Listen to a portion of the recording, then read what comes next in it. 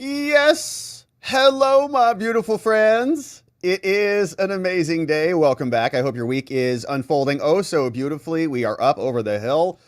You know what that means. Tomorrow's Thursday. The day after that's Friday. And then it's election, baby. It's going to be here before we know it. And so hopefully you are getting your votes in. Wherever it is you are, you're getting your votes in. And if you're mailing it, check your states, right? You might be getting close to that deadline. You might want to go drop it off in person. So it's good to see everybody. Let's make sure these tubes are working before we jump into it. It is working. Hello, my beautiful garbage trash friends. I hope you had an amazing day in the gutter. Welcome back to the show. I was at the landfill myself and very glad to be here with you in good company to go through the business that we have to attend to today. And there's some good stuff here. So let me give you a preview before we zoom in for further detail. You can see this is a big one from Jim Jordan and the Judiciary Committee. We're going back to 2020 a little bit because we still have the same FBI. The corrupt FBI that was corrupt in 2020 is still running things. And so they're going to be the ones that we're turning to this election cycle to see exactly what is happening, what the truth is about how the election is being processed and whether the FBI is investigating the real fraudsters that are out there. But this is what's coming up. So watch this. Look at this email message. Just a preview. Here's one message that we're going to go through, a full report. The report's like 600 plus pages. It's a lot. But here's one message. Quote, July 15th, 2020, just months before the 2020 election. Here's what one person redacted said. But when we get hauled up to the Hill to testify on why we influence the 2020 elections, we can say we have been meeting for years with the U.S. government to plan for it. Yeah, we know. So we'll go through it. There's a monster report and a full breakdown of this provided courtesy of our people in Congress. The Judiciary Committee and the Weaponization Committee just dropped this one fresh out of the oven. You can see, look up here, 641 pages. We're not going to be able to read all that here today, but we are going to read the executive summary and see what those messages entail, because you can see they gave us some nice screenshots that show really how corrupt our FBI is and the type of pressure they were putting on the social media companies after Trump won in 2016 is reprehensible. And so we'll go through it. It's election interference. They did it last time. So we're bracing for impact this time. And we'll make sure we are up to speed on what they did so we can see whether they're doing it again. Then we're going to go over to Colorado because remember in Colorado, we have Crazy Eyes Griswold, the Colorado Secretary of State, who is out there now having to explain herself because apparently she posted a spreadsheet with the passwords on the internet. Ugh! You mean like on the internet? Oh yeah, the internet. Meaning everyone could get them. Now they say, don't worry about it. It's only like one password. That's all a small part of the other password. And we have two-factor authentication or something like that. But they say the department took immediate action because they inadvertently posted a spreadsheet on a website. There was a hidden tab on it. It had all the passwords.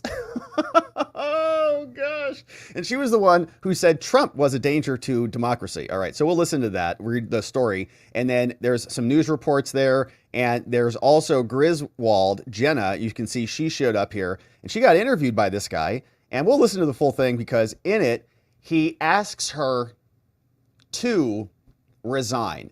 Get out of here, Jenna. And she is one of the worst people who is being very two-faced about this, putting this facade forward that she cares about your voice and your democracy and your free speech and your expression and your participation in the election and so on. Meanwhile, she was the lead right behind trying to get Trump removed from the ballots entirely long time ago until the Supreme Court stepped in and did something about that. So Jenna Griswold, we'll see what that interview looked like because it was fun. Then we're going to turn our attention over to Michigan because Jocelyn Benson, we remember her. She, of course, is also back out, and she came out, gave a 30-minute press conference where she had a little statement and then she also took some questions. And one question was about some Dominion voting machine problems. Oh no, I'm going to get sued for $5 billion. But it's true. Here is what the Michigan Department of State posted, a full breakdown on their voter assist terminal that has some problems in it. The programming is off. And so we'll show you what it is. They say it's not possible to fix the programming this close to the election, so just deal with it. And they, of course, say it only impacts a very small number of elections, and so it's going to be corrected in the future, but just deal with it right now, America. And so we'll listen to what Jocelyn Benson had to say about it. Elsewhere in Michigan, there are big questions about this voter list because you can see this individual named Matthew S. DePerno, Esquire, sounds like an awesome dude, says that he reviewed a qualified voter file and it identifies as many as 164,000 excess ballots. Whew, that's a lot of excess ballots. What are they doing with all of those? I don't know. So that is a report. We'll dive into that, and we'll also see what Laura Trump had to say about it, because she came out and says, we're on it, we're protecting the vote. Meanwhile, in Michigan, now there is a Chinese student who's apparently voting in Michigan as well. And guess what? The ballot is going to count. So a Chinese student is voting in Jocelyn Benson's election. Isn't that perfect? And she told us that this was not happening. 19-year-old individual from China, not a citizen, but voted anyways. And they told us that wasn't happening at all. Remember, not that long ago. Oh no, it's impossible. We got 50 million checks on it and it's not happening every, So stop being conspiracy theorists, Rob, and just do whatever we say to do and just trust that we're honest people, even though we tried to throw your favored political candidate off the ballot. So we've got a bunch of stuff to get to, my friends. I'm grateful that you're here and with us. And as we said at the start of the show, hope your ballots are getting in. We need them in. And we're excited about what's happening next week on election night. We'll be here. We'll be streaming. And we can't wait to have you here joining us. Before we get into the business on the day, we got to get prepared because sometimes bad things happen and that's not good for anybody. We got natural disasters. We got Maui fires, hurricanes. We've got catastrophic disasters in entire towns, like 24 hours warning, boom, everything gets obliterated and people are missing even the basic necessities. Now we're wired to think that it's not going to happen to us or here, and then boom, in the flash of an eye, we're in survival mode and our government is not going to help us. That's why we have the Wellness Company. Now we can completely remove the gatekeeper and subside our panic by getting your personalized mini pharmacy delivered to your door. Helps with bacterial infections, respiratory illnesses, a bunch of other stuff, as you can see, and you don't have to be at the mercy of someone else to help you. You keep a fire extinguisher handy, right? That's why keeping some basic medications on hand will be great, and our friends at the Wellness Company can get it delivered to you. And so it takes very little time, just about a minute in an intake form, and you'll receive the kit in 2 weeks, and it's going to tell you exactly what to do and how to use it. And so you can get yours now. Visit the link in the description below, twc.health/Robert. Use code Robert. You'll save and you'll get free shipping. Links in the description, twc.health/Robert. And get prepared, my friends, in case something happens. All right, and so now, without any further ado, let's get into this story because, this is some good stuff here. The FBI busted trying to rig the 2020 election, and they did that by colluding and pressuring the social media companies to do their bidding. We got a new report. It's a monster one. You can see from the Judiciary Committee, it is over 600 pages, 641 to be exact, talking about election interference, how the FBI pre-bunked a true story about the Biden family corruption before the presidential election. So they spiked the story before it came, right? They were conditioning the social media companies to nuke it in case something came up. And so we got a full report that we'll go through, starting with the executive summary here. But I want to show you what Jim Jordan posted. He says the FBI knew the Hunter Biden laptop was real, and it worked for months to prime big tech to censor the story because they knew it was going to drop. And so now this is the second federal agency, at least, that has pretty clear evidence that they were rigging the prior election. The CIA is already unequivocally involved. And we can say that because of the 51 ex-so-called CIA officials and the intelligence officers who signed it, remember, there were 3, including Michael Morrell, who are allegedly, he denies it, but the House Oversight Committee investigated and found alternatively that he was being paid as a contractor. They worked at CIA facilities, and they had their little letter approved by the CIA publishing board. That's 3 for 3, man. That's a CIA op. Same thing's happening here. They were doing it back then. It's the CIA. It was the FBI. You've got Homeland Security investigations and other entities that were all stood up to stop this from happening. So Jim Jordan shared this. Here's just one text that we'll look into further. But it says, but when we get hauled up to the Hill, says this unknown random person, hauled up to the Hill. Why? Are you doing anything wrong? Is there going to be a problem? To testify on why we influenced the 2020 elections, we can say we've been meeting for years with the U.S. government to plan for it, because that's what they were doing. It was not a free and fair election in any sense of the phrase. Now, here is what the executive summary says from Congress. They write, but when we get hauled up to Capitol Hill, we can say we've been working on this for years. Now, this was an internal Facebook message during their meeting with the FBI and other agencies. Here's the story. At 5 a.m. Eastern Time, Wednesday, October 14th, 2020, almost 4 years to the week. Less than 3 weeks before the 2020 election. We're just 1 week out now. So just envision this happening right now, or 2 weeks ago. New York Post published a potentially election-altering news story about a years-long influence peddling scheme carried out by the family of Joe Biden. The Post article detailed how Hunter Biden leveraged his family's famous last name for significant gain. The information was recovered from a hard drive that was attributed to Hunter Biden, and the article included pictures of a signed federal subpoena demonstrating the FBI had already seized it, and they knew it was real. Neither Hunter nor the Biden presidential campaign denied the allegations. Indeed, the Biden Department of Justice has since authenticated it as evidence in federal court against Hunter. Soon after the news post was published, however, something strange happened. We remember this. Almost immediately, major social media platforms, including Twitter, Facebook, the modern-day digital town square, censored the factually true story about the Biden family's influence peddling. As a consequence, millions of Americans cast their presidential vote unaware of serious, credible allegations of misconduct levied against one of the 2 candidates, brought through the free speech that we're all entitled to in America, that was then censored by the government, leveraging the social media companies. They say this censorship served to benefit one candidate over the other and wrongfully affected the outcome of the election. Today, these companies and their executives belatedly admit that their censorship was wrong, and they're referencing Mark Zuckerberg's letter where he said, yeah, we shouldn't have demoted the Hunter Biden story on Facebook. Yeah, little too late there. And remember, this is all too little too late from Zuck and these big tech bros, because he was blamed in 2016 for Trump's victory.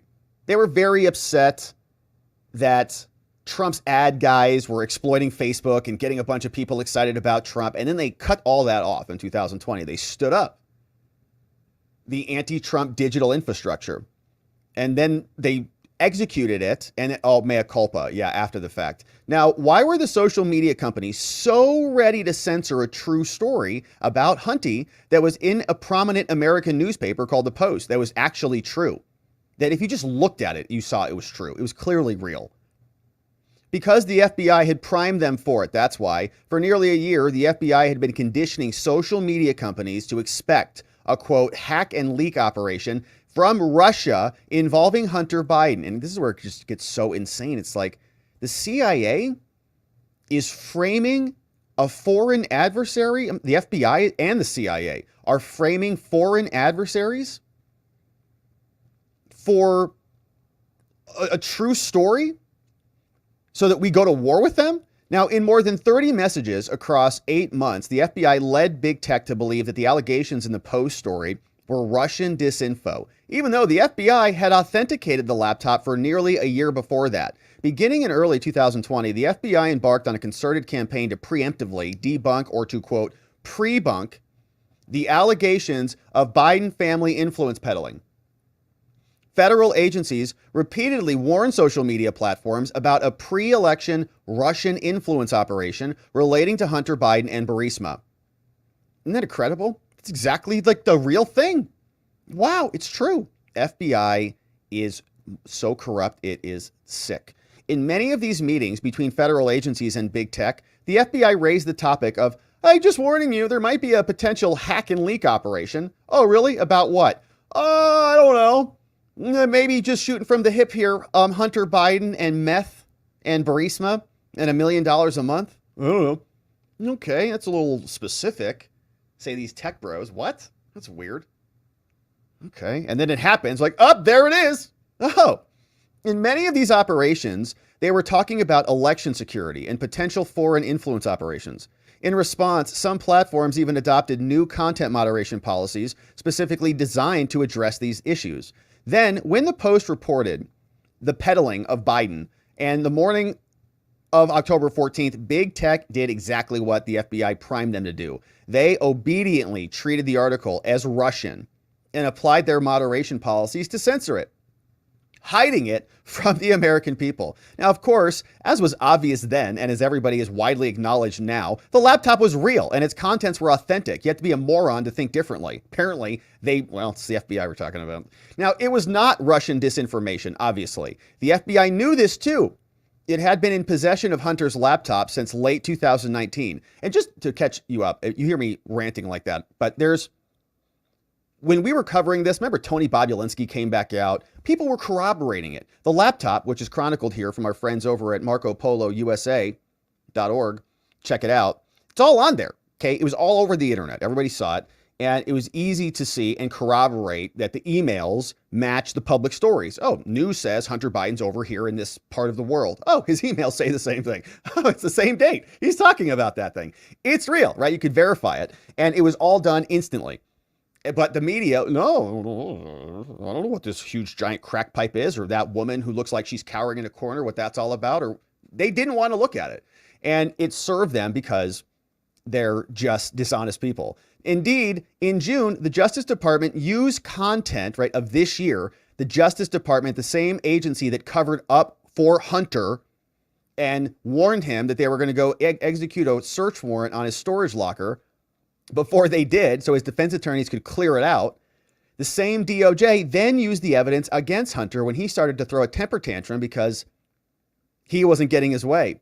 And yet the FBI not only primed social media companies to distrust the allegations about Biden, it misled them about the authenticity about Hunter's laptop after the story broke as well. Now, the FBI's duplicity notwithstanding, Congress says, big tech companies bear the blame as well. And I agree, by the way. They don't just get this, well, the FBI was pushing on us. They were, let's be clear, if you're a company and the FBI is breathing down your neck, that's totally inappropriate. Doesn't matter how big you are. It's the federal government. It's the U.S. government.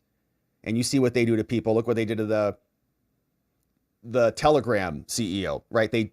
They can come after you, even if you're Elon or whomever, it doesn't matter. So you're always cognizant of that threat, and dictator's going to dictate, So, but big tech companies here, I think they used it as a fake because they all wanted to do this anyways. They're like, whoa, well, the FBI said it's Russian. Like, oh, okay, censor everything. Well, we can't argue with the FBI on this one. They warned us. All right, yeah, right. You know it was real too. You're just using an excuse to censor a story that was devastating to your campaign because it showed what a joke the whole Biden family is. Contemporaneous documents from the relevant period show that social media companies recognized and received information that the Biden family influence peddling allegations were actually not Russian disinformation, because they weren't.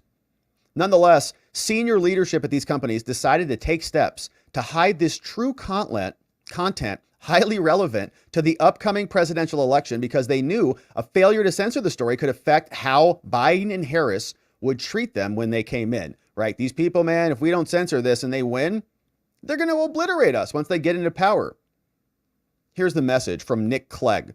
says, well, on WhatsApp over at Facebook. Well, obviously, our calls on this could color the way an incoming Biden administration views us more than anything else. ...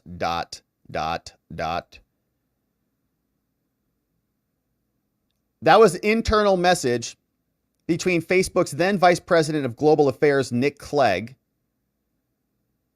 to Joel Kaplan, the Vice President of Global Public Policy, about Facebook's censorship of the Post article. So these two bros talk, well, I mean, if Biden wins, it'd be much better for us if we censored this for them. The Committee on the Judiciary and Subcommittee on Weaponization have been conducting oversight on this. And through a series of reports, we've revealed how the executive branch worked with social media companies and, quote, disinformation pseudoscientists to censor our online speech. This interim report focuses on the coordination between the FBI and big tech to suppress allegations in the 2020 election that were damaging to the Democrats. Testimony from key FBI and big tech personnel and subpoenaed non-public internal documents and communications obtained show that months before the election, the FBI provided social media companies with specific warnings. Here is what they said. What a coincidence. So weird how they just came up with this. Hey guys, it's just the FBI. Just a quick memo for you about a hack and leak operation. Looks like this. Says, who? Russia. The FBI repeatedly warned big tech of potential influence operations by Russian actors targeting 2020. They called it a hack and leak operation. They warned big tech that the influence operation would take the form of a hack and leak, similar to the leak of Hillary's emails in 2016. And they don't want that to happen again because Trump won in 2016. Don't want to have a flashback of that. Late September is when it was going to happen, or October surprise, priming them for that. The FBI repeatedly warned them, either as an October surprise or as soon as the first presidential debate. Now, they nailed that one, didn't they? Then they said that this was going to reveal evidence about links between Biden and Ukraine called Burisma. What a weird thing. The FBI warned big tech that the Russian hack and leak operation would likely involve real or manufactured evidence concerning links between Biden and Ukraine, including the oil company Burisma. There it is, where he worked. Internal Microsoft notes state that a week before the Post story broke, the FBI tipped big tech off that this Burisma story was likely to emerge. It's just insane. The FBI is acting like a public relations firm for the Bidens, setting up the social media companies. And it worked, man. They did it. And the CIA did it from the other end, too. Two of our biggest intelligence agencies totally rigging the election. It's crazy. It's sick, man. And they're still running things. So here's the threat assessment. They said, well, they sent this over. We've recently received indications from our U.S. government partners, FBI, that they believe there's a risk by Russian actors. Oh, no. Likely involving real or manufactured evidence concerning links between Biden and Ukraine and the oil company Burisma. Timing is uncertain, but could be as soon as September 29th, the first debate. While this assessment is still uncertain, and by the way, remember, over at the CIA operation, where they were colluding to rig the election, Anthony Blinken was running around with Michael Morrell, ex-acting CIA director, and creating that letter. And they did it in rapid speed. They got it up and approved by the CIA before they released it. And then they gave it to Joe so he could use it at the debate. It was an operation to give him a talking point at the debate that was backed by the CIA to install Joe Biden. Message Wednesday, October 14th. Internal notes from Microsoft. October 14th, they say, uh-oh, guys, guess what? FBI tipped us all off last week that this Burisma story was likely to emerge, and today's call indicated that. Now, as documents produced to Congress show, the U.S. government, in particular the FBI, while in possession of the Hunter laptop, provided detailed warnings of an anticipated future Russian influence operation that mirrored the contents of the laptop. You're like, that sounds really specific. Where'd you get that from? Oh, Hunter's laptop. Wait, it's real? No. It's Russian fake info. Documents and testimony also reveal that FBI personnel who were part of the FBI task force providing these warnings, they knew the laptop was real. And they did it anyways. Armed with evidence of Biden family corruption, the FBI worked for months to ensure that once the story popped into the public, big tech would censor it. Their immediate reactions after the story went public confirm how the companies were primed. Here are internal communications that show that the company almost immediately deemed the story to be a hack leak. Oh, we're expecting this. That's it right there. On the morning of October 14th, Facebook employees exchanged candid communications about the story. So here's their Facebook group chat. Internal messages look like this. 8:37 in the morning, having her cup of coffee. And someone says, about what we expected in the hack leak department, it's pretty much exactly what we pre-gamed. Wow, this is weird. Their hypothetical possible leak is exactly what is now here. Weird. It looks like exactly the hack and leak scenario we'd expect, said someone else at 8:42. 9:06, someone says, can we check with the FBI Delaware if they have anything on this? The article claims the FBI has had the hard drive since December. So is it real or not? This person says, well, that's weird. It sounds like it's a hack and leak, but they said the FBI had the hard drive, so the FBI can clearly confirm, right? Someone else said, that's the exact content expected for a hack and leak. Someone else said, oh, bingo, right on schedule, trying to take out Joe. Facebook employee, someone says, this guy is not in touch with the FBI on this. I'll connect with Maryland, and this person will raise at the FBI's Foreign Influence Task Force meeting today. Remember, Elvis Chan from the FBI was meeting with Facebook regularly, and the FITF, right, Foreign Influence Task Force, constantly to feed them info about people posting, misinfo about COVID and about elections and striking YouTube channels and nuking people from X and so on. Yeah, that's what was happening. They're FITF meetings. So FYI, our legal team is reaching out to the FBI on this because they've got the hard drive. Surely they would know and be honest with us, right? At 10:40, someone said, we're enqueuing the content with demotion and doing outreach to third-party fact checkers. So they're, let's go see what the Washington Post says about this, who also, of course, are going to say whatever the FBI says. So no updated info from the FBI, obviously. No outreach from the Biden campaign. They don't need to comment on it because you've already been trained like dogs. Is this the October surprise everyone was waiting for? Maybe. So some people are trying to think through. Other people are just demoting it, right? What's the FBI going to do? They're just going to say, rely on your training. They blow the whistle and they censor the story. That's it. Can you talk to your FBI counterparts to see what they say about this? They published the New York Post story. Yeah, it looks exactly like we'd expected right there. So-and-so has reached out to the FBI. It looks, boom, they just got trained. Boom. Pavlov's dogs. Other documents suggest that key employees within the social media companies understood how their censorship would influence the election. Before the story broke, Facebook personnel understood that their response to an alleged hack and leak could sway the election. They knew it and they did it to do it. In the July 2020 internal exchange, a member of Facebook's trust and safety team said that when we get hauled up to Congress to testify on why we influenced the 2020 elections, we can say we've been meeting with the government for years to plan for it. Yeah, we know. They said nothing had changed by the time the story broke.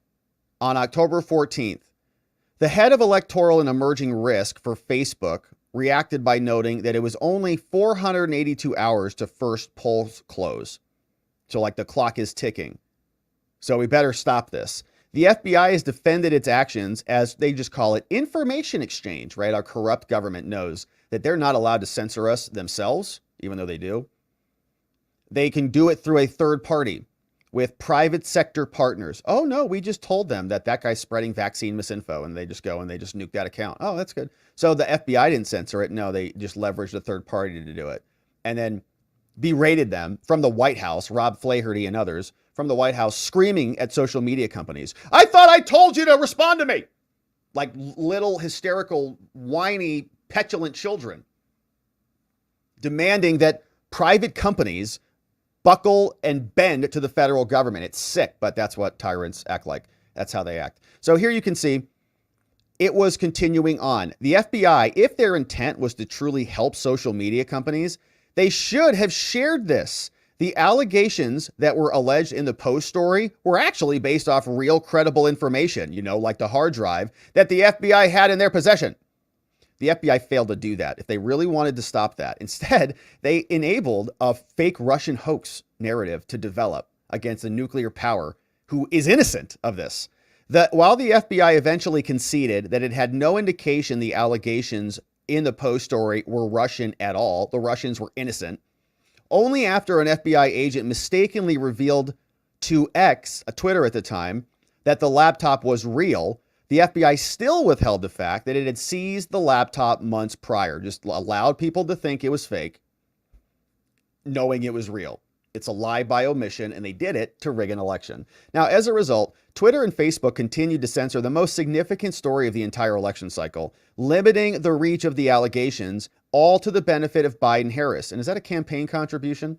Twitter suppressed the Post story by removing links to it. Remember that? And they applied safety warnings. They banned the account. Although Twitter lifted the ban on the story the next day, it continued to suspend the Post's account until October 30th, right? Nuked it. For a week, Facebook manually demoted the content by 50%, substantially reducing the likelihood it would show up in the feed. During this week, over 30 million Americans cast their vote, nearly 1/5 of the final vote total, and far more than the final reported margin of 45,000 votes that determined the outcome of the election, right? It's outcome dispositive. It actually impacted the election, as they like to say. Well, you don't know that fraud impacted, widespread fraud impacted the outcome. You're telling me that if on the debate stage, the CIA and the FBI would have confirmed, right, if they didn't have their propaganda, factual fact checks and fake blaming of Russia, and people realized that the Biden crime family was enabling Hunter to engage in serious criminal activity, they would have thought differently about it. And if the media would have just had an honest conversation about it, it would have changed the outcome, obviously. They didn't. They covered it up. They said, oh, no, the CIA said, ex-CIA officials. They all relied on the propaganda because that's who they are. Now, the roots of the FBI's pre-bunking scheme date back to 2016. They got obliterated because they couldn't get a handle on the social media companies. They had to stand up all this disinformation stuff in response to Trump. I mean, the guy's incredible. Trump basically invented the implementation of disinformation in America because they're so panicked of him, and his supporters really had affected the integrity of the election. They said, we have to stop people from speaking out, free speech. Fueled by left-wing denialism, a cottage industry of pseudoscientists, they're not even close to scientists, they're partisan hacks with lanyards. Think tanks and university centers sprung up to combat the alleged rise of misinfo and disinfo, all of which is what they said was responsible for Trump's victory. Because making America great again, no way. I mean, that's not possible for America to want that. So obviously Trump lied to them in some way, shape, or form because it shattered their worldview. There's no way that Trump and a strong America can overtake our vision for a global country like Hillary Clinton's was, like America versus the world versus being a global nation or something. Trump's vision was much better. So he won, but they couldn't take it. So they had to stand up misinfo and disinfo, call him a liar, fake Russian collusion stories, and smear him for the entire first term. It was nuts. The FBI formed the Foreign Influence Task Force. They stood, wow, oh gosh, the Russians, which wasn't even real. As we saw from the special counsel investigation from Robert Mueller, right? Foreign influence, what foreign influence? It wasn't the Russians at all. It was you guys, the FBI and the CIA. These entities worked together with social media companies and they censored speech. It was conservative speech, all in the name of stopping disinfo.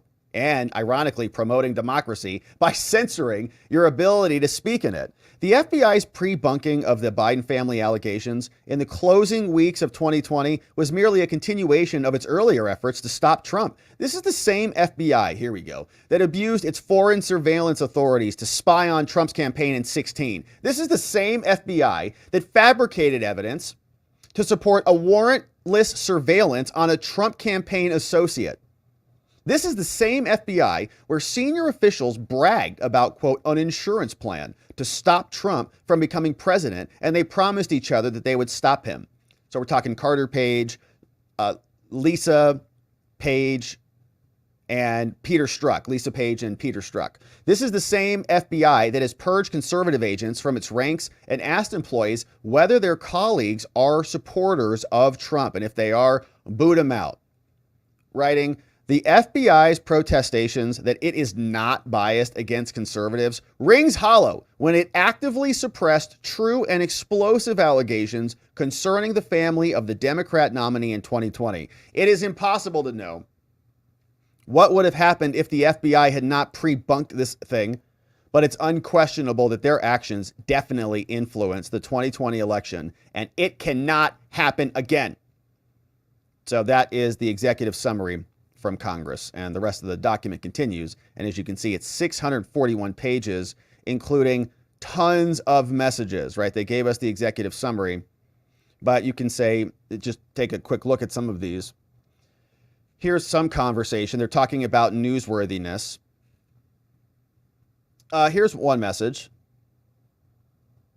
Okay, here are our options on this thing. You know, it's the president candidate's adult son. So they're saying, from Joel Kaplan, here are our options. We can go with the current definition, which relates to misconduct. Says Joe Biden's a prominent person, but I assume Hunter is not. So it's misconduct, so we can ban it under that. Or adopt a broader definition, given the historical view of misconduct of a president. Could simply say that we'll treat close associates and family as if they were prominent people. Blank blank is someone who posted a hacked video of a candidate engaged in intercourse. We would remove that, right? Because isn't that misconduct? Or maybe we can split the difference. Nick says, okay, look, no need to ask Cheryl now. I think she was the CEO of Facebook at the time, right? She'll probably say take it down to most of these decisions, but we do need options to guide us on what could be an intense period of whack-a-mole. My instinct would be to remove this stuff here, especially as we will no doubt come under attack for allowing the original post to be going viral as we speak. I can't believe we're allowing this to go viral. I'm comfortable trying to shield Biden Jr. from intrusion into his privacy, right? So we're going to just protect him. Confirming that we will tell the post, no Biden contact prior to referral to the third-party fact checkers. Someone else says, yeah, that makes sense to me too, Nick. At its core, the newsworthiness test is about weighing the public interest in seeing the content against the risk of harm. Both are pretty low here. It's not really news that Hunter Biden has done drugs or engaged in other bad behavior, but the risk of harm of leaving the stuff up is minimal for the same reason. Feels like the right line is probably the one blank and blank articulated. The right line is the current test. Allow hacked materials if they relate to the misconduct of a prominent person in public life, and treat only the candidates and maybe their spouses, but not the children as prominent people, right? So they're like, how do we rig this to shut this story up? Yeah, that seems about right. How does everyone else feel?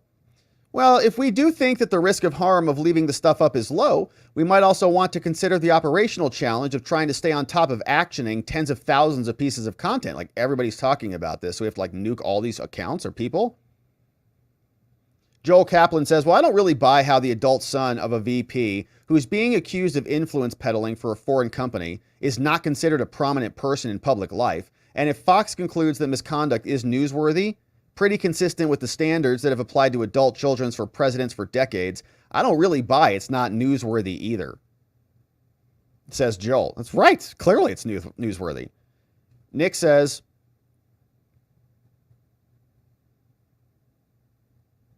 I think we might be reading this. Yeah, no, we're reading this right. Yeah, okay. Nick says, you mean tens of thousands of pieces of content re Hunter Biden or all the offspring of prominent politicians? The former is a pretty atypical case right now, and I think we should be nimble in dealing with the atypical focus on him and his private life rather than solve for the operational simplicity on our part. It's like we should protect Hunter rather than having to worry about nuking all those accounts. So-and-so says, I meant content for Hunter. Someone says, slightly exaggerating, but I think I saw someone mention that there were 40,000 pieces of content on the laptop. Everyone wanted to talk about it, which is why they had to nuke it. Nick says, so where do we draw the line? I don't really understand why sex might be beyond the pale, but drug taking is fair game? Like, what's the difference? So, like, you guys would say, we wouldn't talk about sex, but you can talk about drugs? Someone says, I would draw the line at pictures of him engaging in personal activities that aren't related to his father, because they're images, we can bank them. And again, this is because the original images are subject to our hack policy. If he'd released the images or whoever was in the room with him released them, we wouldn't take action. Unless, it was a sexual activity that violates the policy. Nick says, that intuitively makes sense to me. Hunter is a legit object of scrutiny because of his alleged business ties and how whether he roped in his father to help him, but private images of sex, drugs released without his permission seems to be another matter. Then the Daily Mail, they say, hey, we're talking on Facebook now. Hey, the Twitter team just released their explanation. And someone says, in addition to the Daily Mail, the New York Post also published some of these issues, which were rough. And Jack Dorsey just tweeted this. Sorry, is this in line with the decision? I want to be sure we have alignment. What are other high-profile users? What are they posting? Are we holding all the images as well until the morning, or should we show Hunter's wiener to all of our users? If we can hold till the morning, I think we should. So much churn right now. Yeah, avoiding Nathan's hot dog from infesting everybody's Facebook feed. I'll ask the teams to keep doing research overnight so we have a better sense of scale in the morning. And does Jack Dorsey's explanation alter our calculus? Like, should we just do what he does? Not for me. I thought they explained themselves well, and to be frank, that they put themselves in a more defensible position than we're in right now. Yeah, I agree that Twitter is in a much more coherent position right now, and thus easier to defend. I think either removal or labeling on newsworthiness grounds is defensible, if not equally well received. I think a demotion tied to possible falsity when none of the parties are actually suggesting that the emails are false. Who's saying they're false? No one. At least so far, will be increasingly hard to defend, this guy's realizing. The fact that the FBI apparently has the laptops may explain why no one in the Biden campaign is denying the authenticity, because it's true. This guy says, yeah, I agree with Joel. Shout out to Joel, stepping in here. Joel says, awesome. Oh, here's one from Super Wuster. Don't know what he says. He says, awesome. I bet he wishes he didn't light the fuse that led to our FTC case now. Joel says, I will see your Tim Wu and raise you a Josh Hawley. Remains to be seen whether he will try to do this before the election. Hawley posts something. This video is up on Twitter and Facebook. I assume we may see it submitted as an ad soon. If it hasn't already, it shows 2 emails. So then Donald Trump on Facebook posted a video. He's like, oh, we're going to see ads. Okay, so I flagged this for the IPOC to keep an eye out for ads. So Trump posted like a campaign video. They're like, oh, that's a good video. That's going to be an ad. So he's going to run that. So make sure that doesn't go live. We agree that this content in an ad should be rejected, right? Like Trump can't run that. Yeah, that would be our agreed upon policy application. So he cannot run that because there are emails. Hunter's emails are in there, right? And emails, I think, are like the images, if you've seen them, they're not appropriate, right? They violate policies. Yeah. So, okay. Yeah. You don't want that on your platform, clearly, because it's not good. And if you've seen them, you know what I mean. So that I understand. But the emails, Trump has a couple emails in the ad, and they're going to nuke it. Well, the team says their guidance is to enforce ad submissions reactively upon escalation. Is that your input? Well, I don't know where that guidance come from. I actually don't know where that guidance came from. So it was just trying not to give contradictory instructions. Well, enforcing an ad reactively on escalation seems suboptimal because it means it runs. Like, we don't want him to run it, right? So, like, we don't let it run and then complain and then fix it. But I didn't know where that guidance came from, so I didn't want to change it, right? So I have to follow the guidance. So that's why I said we have to do it that way. So they're telling them to do things differently. Yeah, but I want to avoid it running. Exactly. We'll ensure the team has clear guidance to proactively review and prevent, so don't allow them to run it. Might take some creative engineering or manual intervention, right? Because their policies tell them to go this way. An ad goes live, that's a problem. They investigate the ad, they remove it. This guy says, no, we can't do that. We don't even want it going live. Does anyone disagree? Blank blank suggested this was an instruction from the policy. Okay, so just want to make sure I understand, says someone else. The ads would not be rejected for misinformation because it has only been in queued for fact checking. So it's in queued. It hasn't been fact checked. There has not been any fact checking rating to disqualify it, but we would reject ads based on violating our hack policy. Is that what we're going to say? Though we will say we are allowing the same content in organic because it's newsworthy. Is that what we're doing? Yeah, that's my understanding. So someone says, well, okay, well, the newsworthy exception does not apply to ads then. Okay. Well, I thought this was the guidance from this afternoon's meeting. I'm afraid that I'm completely blanking on any discussion of proactive versus reactive. I only recall what we said. Is there any reason to limit enforcement to reactive?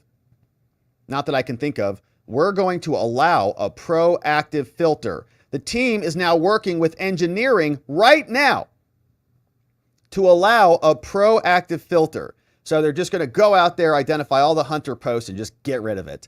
We're moving to proactive to the extent possible, but please speak up if you have any concerns about that. Very uncomfortable removing a rule when I don't know why it was established. They're just changing everything because they're hitting the panic button and they don't know what else to do. So it's amazing. You can see hundreds and hundreds of pages more that you can go through. Jim Jordan has a link to the full document over on his account, but they combed through it and they've got 600 pages, multiple exhibits showing us exactly what was happening here. All right. The FBI was pressuring the social media companies to nuke the story, and the social media companies obliged, and they censored America, stopped one of the most important stories of the entire cycle from being legitimized, even though it was legitimate, in order to shoo Biden into the White House, and it worked.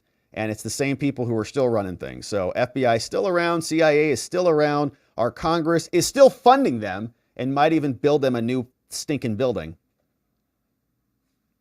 But the question is, are they going to do it again this cycle? We do believe they'll try, but our vote will be too big to rig. All right. So let's carry on and turn our attention over to Colorado, because we got some new business here, which is just incredible.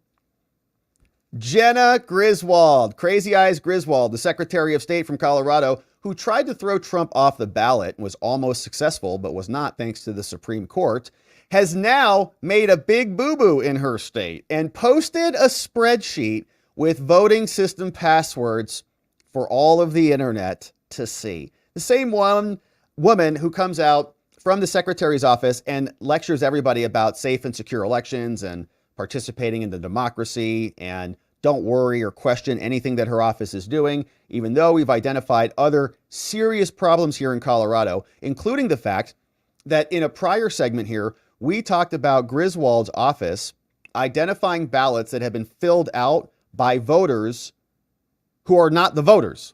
In other words, I'm expecting my ballot to come to me.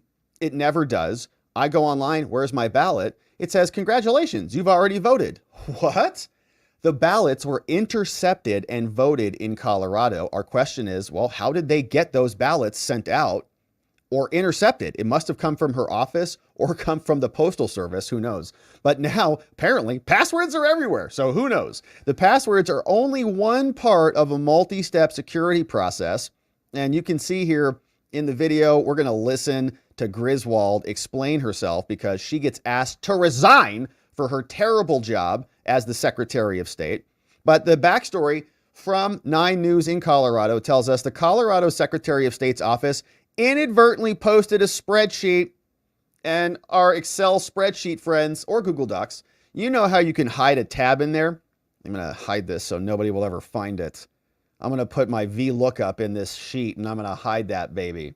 No one will ever know what I did here. We know. All right.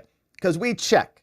But in those spreadsheets, apparently she put the list of passwords in there, and level 9 security from Jenna Griswold is apparently on display. In a statement to 9 News, a spokeswoman person for the Colorado Secretary Office said that, quote, the department is working to remedy this situation where necessary. The department took immediate action as soon as it was aware of this and informed the Cybersecurity and Infrastructure Security Agency, CISA, which is another corrupt entity, which closely monitors and protects the country's elections. That's great. So they're like, oh, great. What are they going to do about it? On Tuesday morning, Colorado Republican Vice Chair Hope Scheppelman shared the hidden tab discovery in a mass email, along with an affidavit from someone who claims they had downloaded the Excel file from her website and discovered the hidden tab simply by clicking unhide. Oh my gosh. This must be a hacker from like 4chan or something. Wow. The name on the affidavit was blacked out in the Republican Party email. 9 News left a voicemail with Scheppelman on Tuesday. The passwords that were hidden in the tab are known as BIOS passwords. Oh my gosh. Is it BIOS or BIOS? I've never known, but it's the operating system for the hardware, right? It's the hardware. Like when you have to update your BIOS, that's a big deal.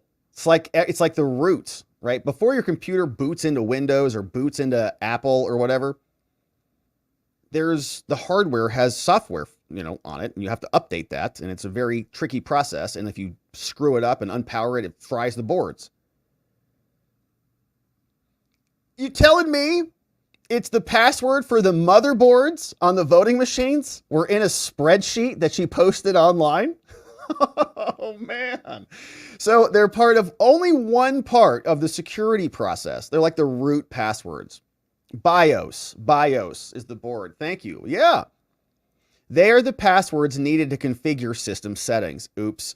There are 2 unique passwords for every election equipment component, okay, which are kept in separate places and held by different parties. Passwords can only be used with physical in-person access to a voting system, said someone from her office. And to be very clear, we do not see this as a full security threat to the state, obviously. This is not a security threat, said Jenna Griswold. There are 2 passwords to get into any voting component, along with physical access. We have layers of security, and out of just an abundance of caution, have staff in the field changing passwords, looking at access logs, and looking at the entire situation and continuing our investigation. It was up on the website for months before the error was even realized. Last week, Griswold held a press conference for an unrelated case of voter fraud in Mesa County. We talked about that. At the press conference, she said her office was not aware of the passwords posted on our website. She said, we have no reason to believe that there are any security breaches or compromises in the state. We've been working with federal partners. Okay, great. So what? We have people in the field right now going and changing passwords. We do take this seriously, but the action is out of an abundance of caution, she said. All right, we'll listen to her. Under state law, voting equipment has to be in secure rooms with badge access, 24/7 surveillance. County clerks are supposed to keep a log of the secure ballot areas. Matt Crane, a former Republican, said the fact that the passwords were online is concerning, but we're happy with the response she's taking. The truth is this a concern? Yeah. Is it being mitigated? Yeah. Does this mean that all the computers are connected to the internet and that the votes are being flipped? No. Okay. So Jenna was out, and you can see apparently they had a little clip of the spreadsheet that was in this news report. Let's check in on this one and see what they say here. Posted online for anyone to see for months, if you knew where to look. Democratic Secretary of State Jenna Griswold's office apparently posted them online by accident. Griswold's office found out last Thursday and had not told the county clerks who actually run elections. Oops. Then the Colorado Republican Party went public today, demanding that Griswold secure those voting machines.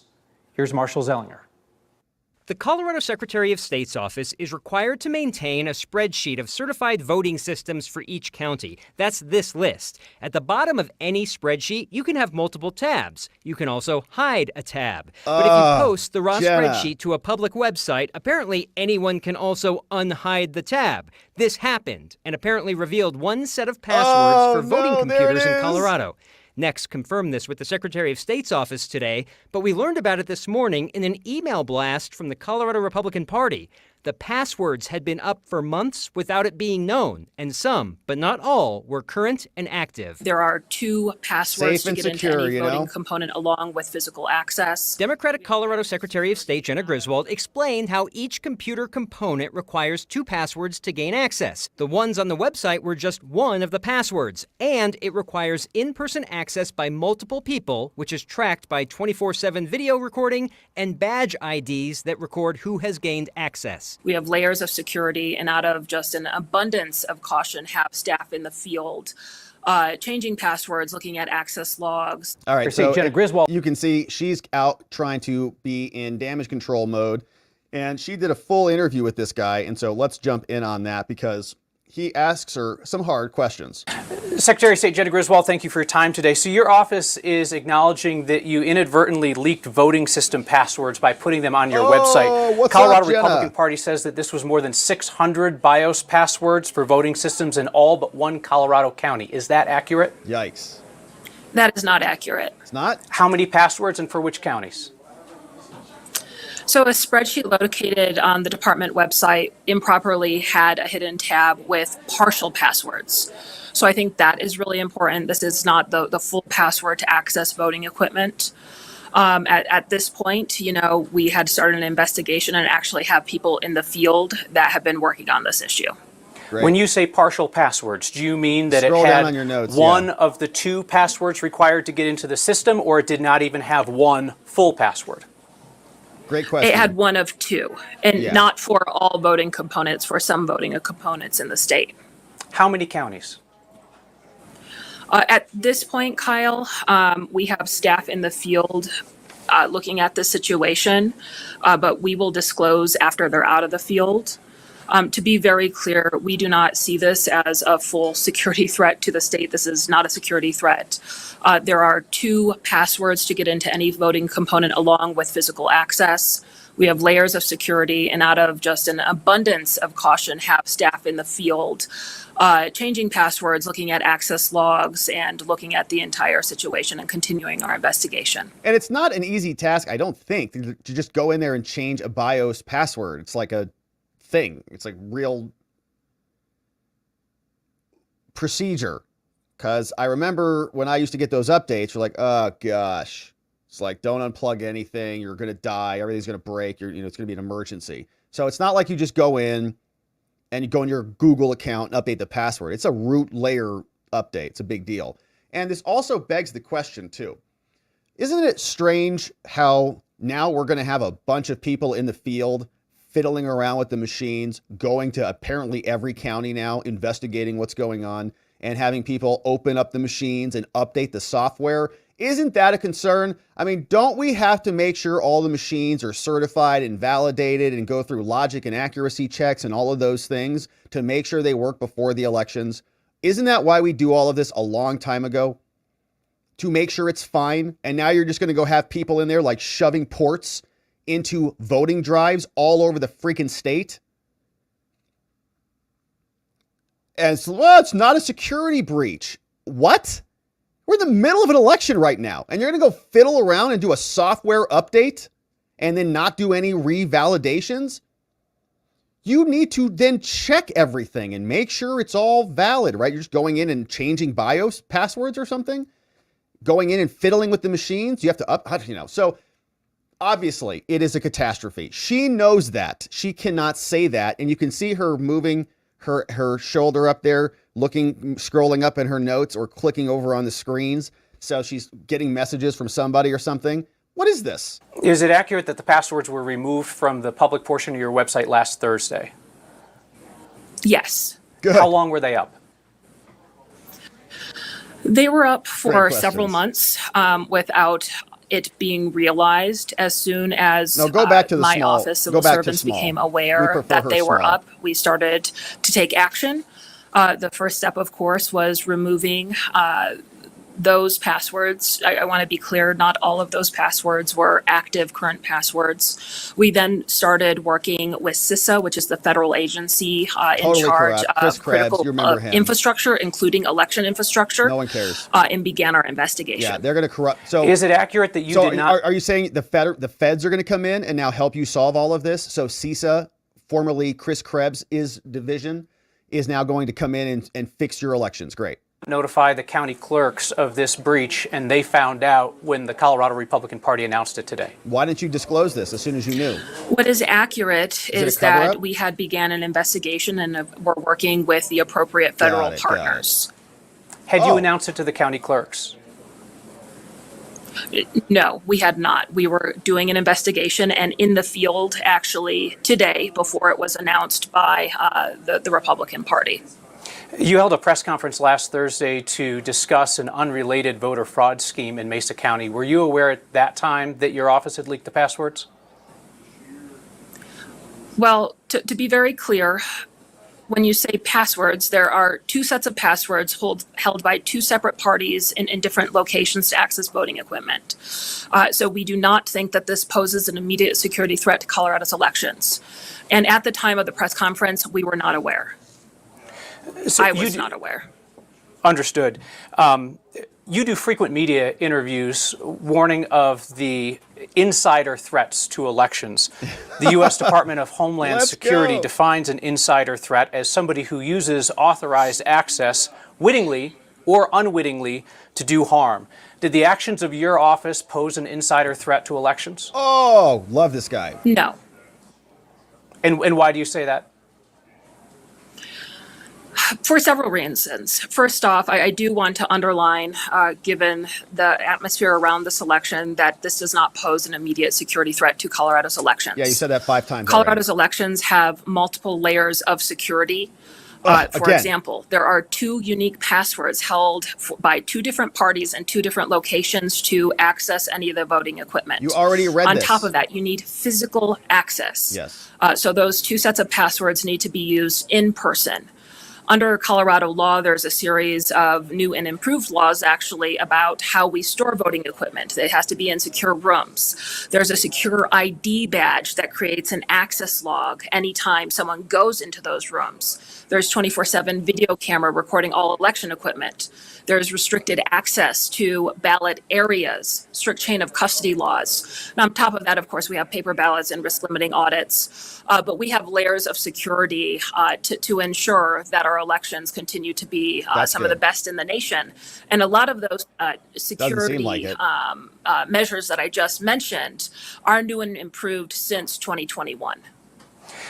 In 2021, when Mesa County's voting system passwords leaked, your office said, quote, "The public disclosure of the BIOS passwords for one or more components of Mesa County's voting system alone constitutes a serious breach of voting Wow, system this security happened. protocols." By that standard, did your office commit a serious breach of voting system security protocols? Wow. Amazing. Okay, so in Colorado, apparently this has happened before. And when it was Mesa County, and we looked up Mesa County is a very red county in Colorado, which is why it's a strange thing that this is happening to them. They were the ones who were the victims of intercepted and completed ballots coming from her office or from the U.S. Postal Service. They're getting ballots that are filled out for those voters who never actually get the ballots, and they're returned in back on their behalves using their names. And they look it up. Someone voted for me. Weird. The county was like 2/3 for Trump, super red, in the prior election. So what is happening here, it sounds like, she comes into office. They do something bad with their elections. Passwords leak there. She scolds them, castigates them, and ridicules them. This is an egregious breach. We should be in charge of all of your stuff. So then it happens to her, and this dude digs it out and serves it right up here for her. Here, Jenna, would you like to have a taste of this little crap sandwich that you served up for us back in 2021? Here, eat it. No. There's several things. First off, the situation in Mesa County is very distinct to the situation Oh, that she's so mad. we You are can see facing it in her today. face. Because of that, Tina Peters was just convicted of 9 years of Oh! incarceration. What, for what? Passwords? Maybe you should be incarcerated too. You can see her face. You can see she's getting mad about it, right? You can see it. Watch. Actively investigating the password disclosure as part of a bigger security breach in Mesa County. Pardon me. What your office said was that the public disclosure of the BIOS passwords alone constituted a serious breach of voting system security. So now that your office has leaked passwords, does that also constitute a serious breach of voting system security protocols? Let's go.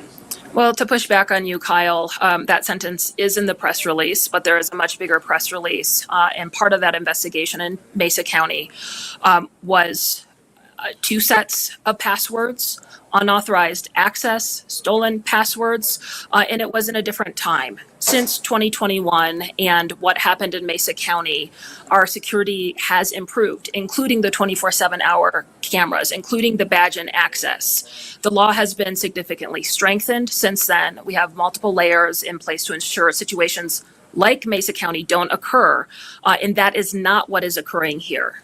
So that's great. So he's referencing the Tina Peters case specifically, is what it sounds like. He's drawing an analogy to that case. And she's, I think, trying to distinguish that case, saying there was a little bit more misconduct there. But his point nonetheless remains, well, wait, I thought that you guys made the case that Tina Peters and that criminal allegation would have been so egregious and caused all criminal malfeasance all throughout Colorado, destabilize our democracy, blah, blah, blah, all that stuff. It sounds like that's not true at all. Government prosecutors demanded she go to prison for 9 years or longer than that. She got 9 years.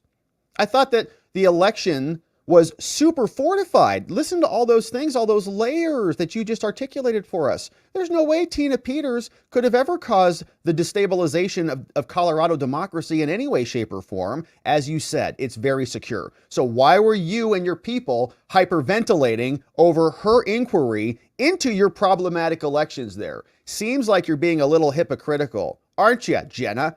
Shout out to this Kyle, man. He's crushing it on this one. Again, the word choice that it was the passwords alone that constituted the serious breach was, again, the words used by your office. What have you done to determine whether those passwords have been used by an unauthorized person in the months that your office had them online? Well, we started an investigation immediately after discovering that some of the passwords were online. Again, we have no reason to believe that there are any security breaches or compromises in the state of Colorado. Well, we do. We've been working Why with are people federal filling out partners. ballots? We have people in the field right now going and changing passwords, looking at access logs, looking at chain of custody books.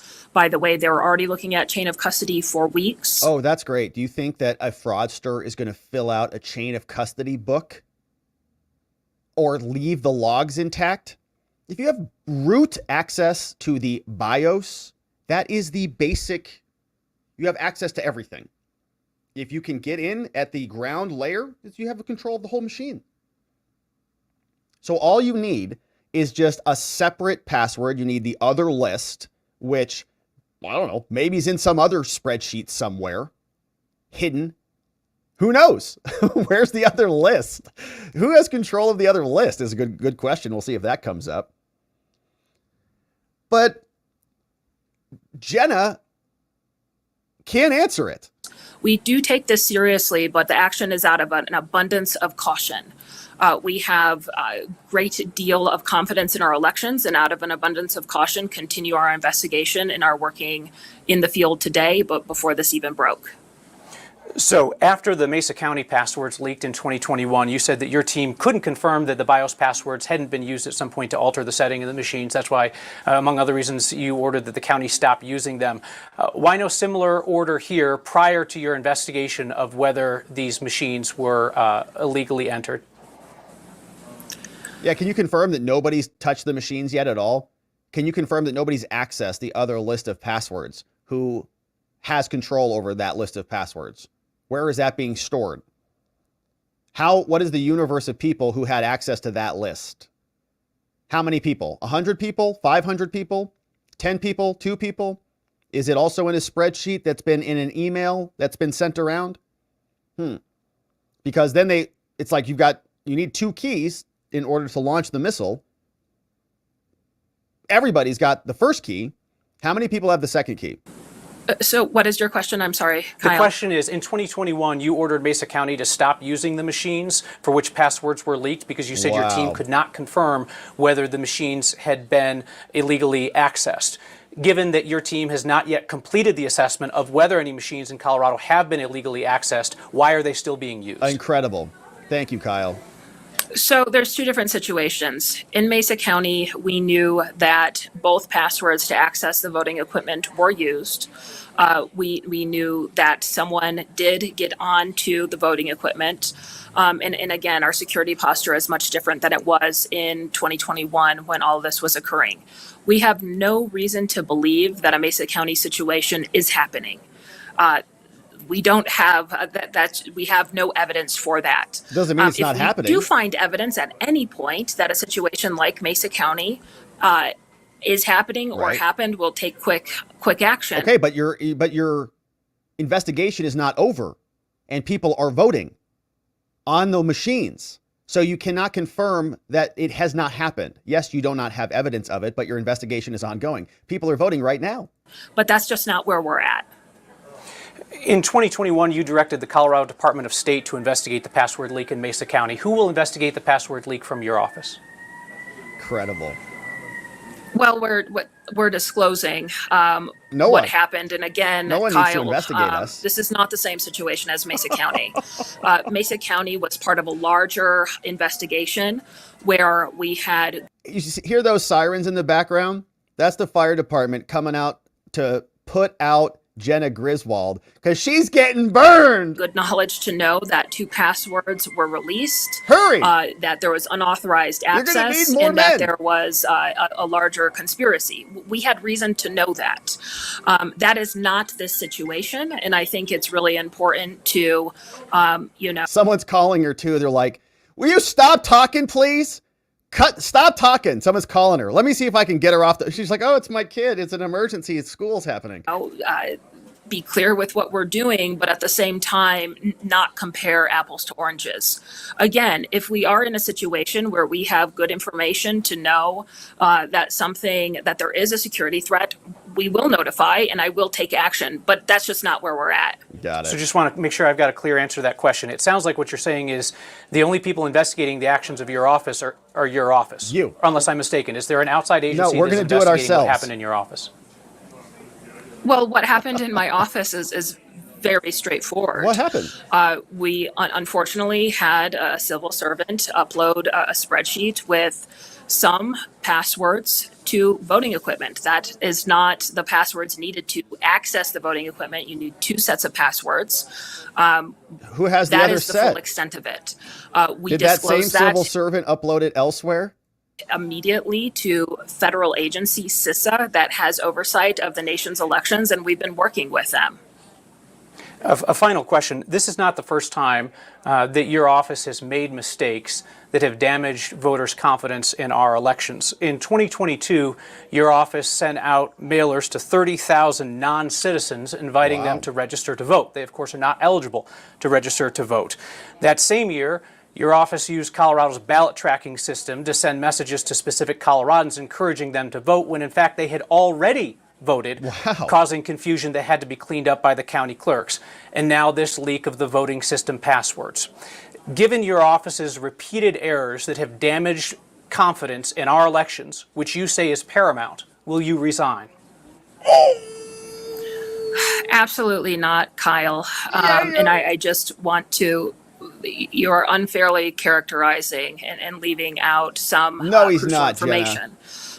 We came out immediately and said a postcard had been sent out to people who are ineligible. The postcard clearly stated that someone had to be a U.S. citizen. No one tried to register from that group of people. We were actively tracking it.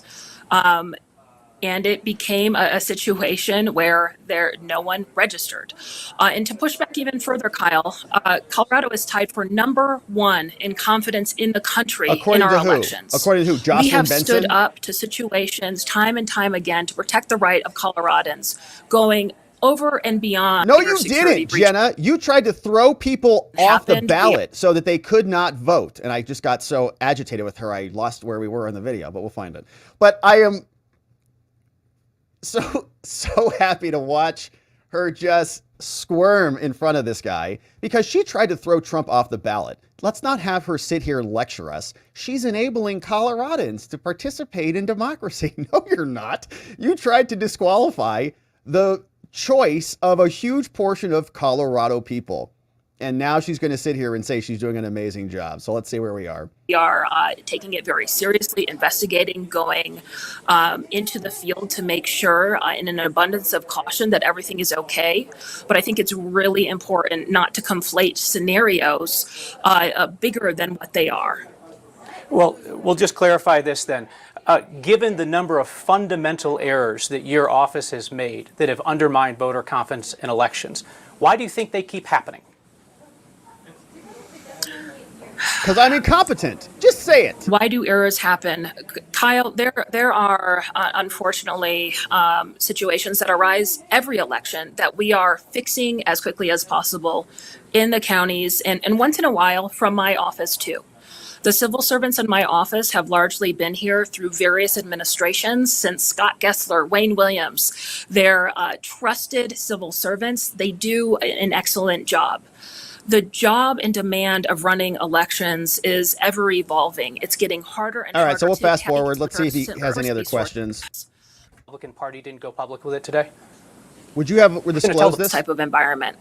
You'd chosen not to tell the county clerks about this password leak. Were you going to tell the public about it if the Colorado Republican Party didn't go public with it today? Great question. So again, I am going to push back on your gotcha premise.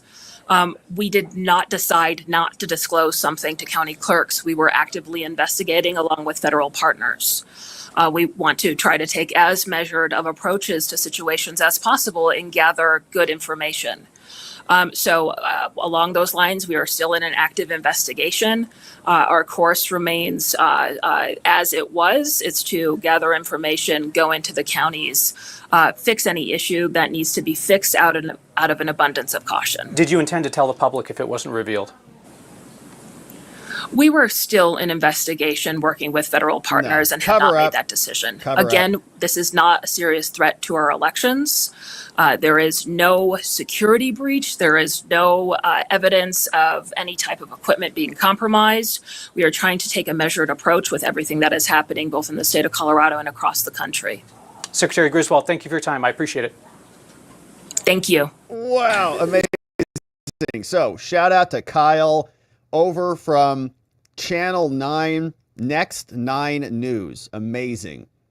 Delivering a hard series of questions to Jenna Griswold, who deserves every single one of them because apparently she's incompetent and she's demanded other people get prosecuted and other people get charged and has lectured many Americans about safe and secure elections and so on and so forth. Meanwhile, her government, her secretary's office is leaking spreadsheets with access to the BIOS systems. And then they're going to be deploying people all across the field to go in, fiddle around with these machines in the middle of an election, change passwords, do Lord knows what, and then come back and say with a straight face that everything is safe and secure. Meanwhile, we've got in Mesa County there, voters who are having their ballots intercepted and voted for them, as her office confirmed previously. So we'll keep our eye on it. Very fun to see Jenna finally get some hard questions from somebody who's not buying her shtick. Shout out to Kyle from 9 News. We'll keep our eye on it and see what's happening in Colorado. All right, so let's turn our attention now to what's happening in Michigan, because Michigan is just as wild. We've got a whole situation happening here as well, including with Dominion. So here's the report. The Michigan Department of State, Secretary of State Jocelyn Benson, seen here, is now being asked about the Dominion voting systems and about how there is a voter programming situation that cannot be fixed this election. In fact, it will be corrected for future elections. And here's how it works. So it involves this voter assist terminal.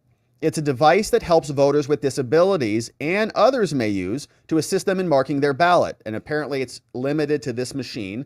It prints the ballot and then puts it through the tabulator. Now, the Bureau of Elections in Michigan has identified an issue in the way that the Dominion programmed the ICX VATs for the general election.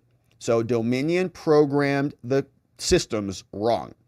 Voters in counties using a Dominion VAT to mark their ballot will have to select either the quote straight party option if they wish to vote straight party, or vote for each race on the partisan section of the ballot if they wish to split their ticket. Now, while this is the process used in some other states, it is not the standard in Michigan, where voters have the option to vote straight party, but then override their party selection for individual races. So it sounds like it's just like, when you fill out a form on the internet and you have to click certain boxes, like you try to do it and it doesn't work. If a voter using a Dominion VAT system votes straight party, but then splits their ticket, so they click, straight party, all Republicans, but then split their ticket, they're going to get an error message. The voter's then going to go back, deselect the straight party selection, then vote for candidates individually or vote straight party without actually splitting the ticket. Now, it's not possible to fix the programming for the VATs this close to the election, although this issue will not stop people from voting or making their preferred selections. And although it will not change anyone's votes, it will make the process more inconvenient for some voters using the system. The Bureau of Elections is providing education materials to address this. The issue will be corrected in future elections. And so the list of counties using these systems are everywhere. And apparently this is kind of what it looks like. So it may only be impacting a small number of voters on this system, but our concerns, of course, with these errors are, is it limited to this? We always have questions about, well, if this is wrong, if you couldn't program the machines correctly for this, how thorough was your accuracy, your logic accuracy testing, and your validation of the software, in other words, as well? So we've got questions about it. Now, Jocelyn Benson got asked about this. She held a press briefing today, and here's what that sounded like. People to vote early. Long lines the first day of early voting, which I saw personally every single early voting site I went to in Ann Arbor, in Pontiac, in Flint, and in Grand Rapids yesterday. All throughout the day were really almost celebratory lines. There were people who were so excited to cast their ballot. Great. Just a quick follow-up. Do you expect the lines to be shorter in the subsequent days of early voting? We'll see if the line. Yes, we saw 145,000 people participated on Saturday. 105,000 citizens voted on Sunday. So we may see a dip throughout the week. We may see an uptick again next weekend. So we'll see data count and access terminals. Okay, so here's the question about Dominion. Programming of the VATs with specific Yes. Dominion. Mm-hmm. Why was that only caught in the past few days, and why can't it be fixed? Okay, question. What's going on with the Dominion VATs? Why has that only been caught in the last few days, and why can't that be fixed right now? I saw the release with Yeah, this is a nationwide issue with Dominion voter access terminals It is. in the counties that use them. And the voter access terminals, of course, not all the machines, just the ones that are accessible, have an issue with the straight party voting and a programming issue that's, again, affected the machines nationwide. And I think all of us that use Dominion machines were unhappy to learn about this during the testing period and as early voting began. So we're working with Dominion to seek accountability on that front, and also are working with our clerks to ensure voters are aware of this programming issue that will require them to ensure they are voting every section on the ballot. Do you think it's a bigger issue in Michigan because we do allow voters to cross over in ways that a lot of other states don't? Because we have straight party, it's not struck me as I've talked to my other colleagues in other states. They're just as upset about it as we are. So, yeah, or surprised. Yeah. Secretary, Yeah. online question for you here. Okay. Kyle, can you please state your name and organization, please? Online question. You want to Hello, this is Kyle Lynn, the Hi, Kyle. Hey, thanks for taking the question. I appreciate it. I know you addressed the warrant clerk just a minute ago, but are there other municipalities that you are aware of where they are not doing the pre-processing of the absentee ballots? No. Okay, just her. Okay, thank you.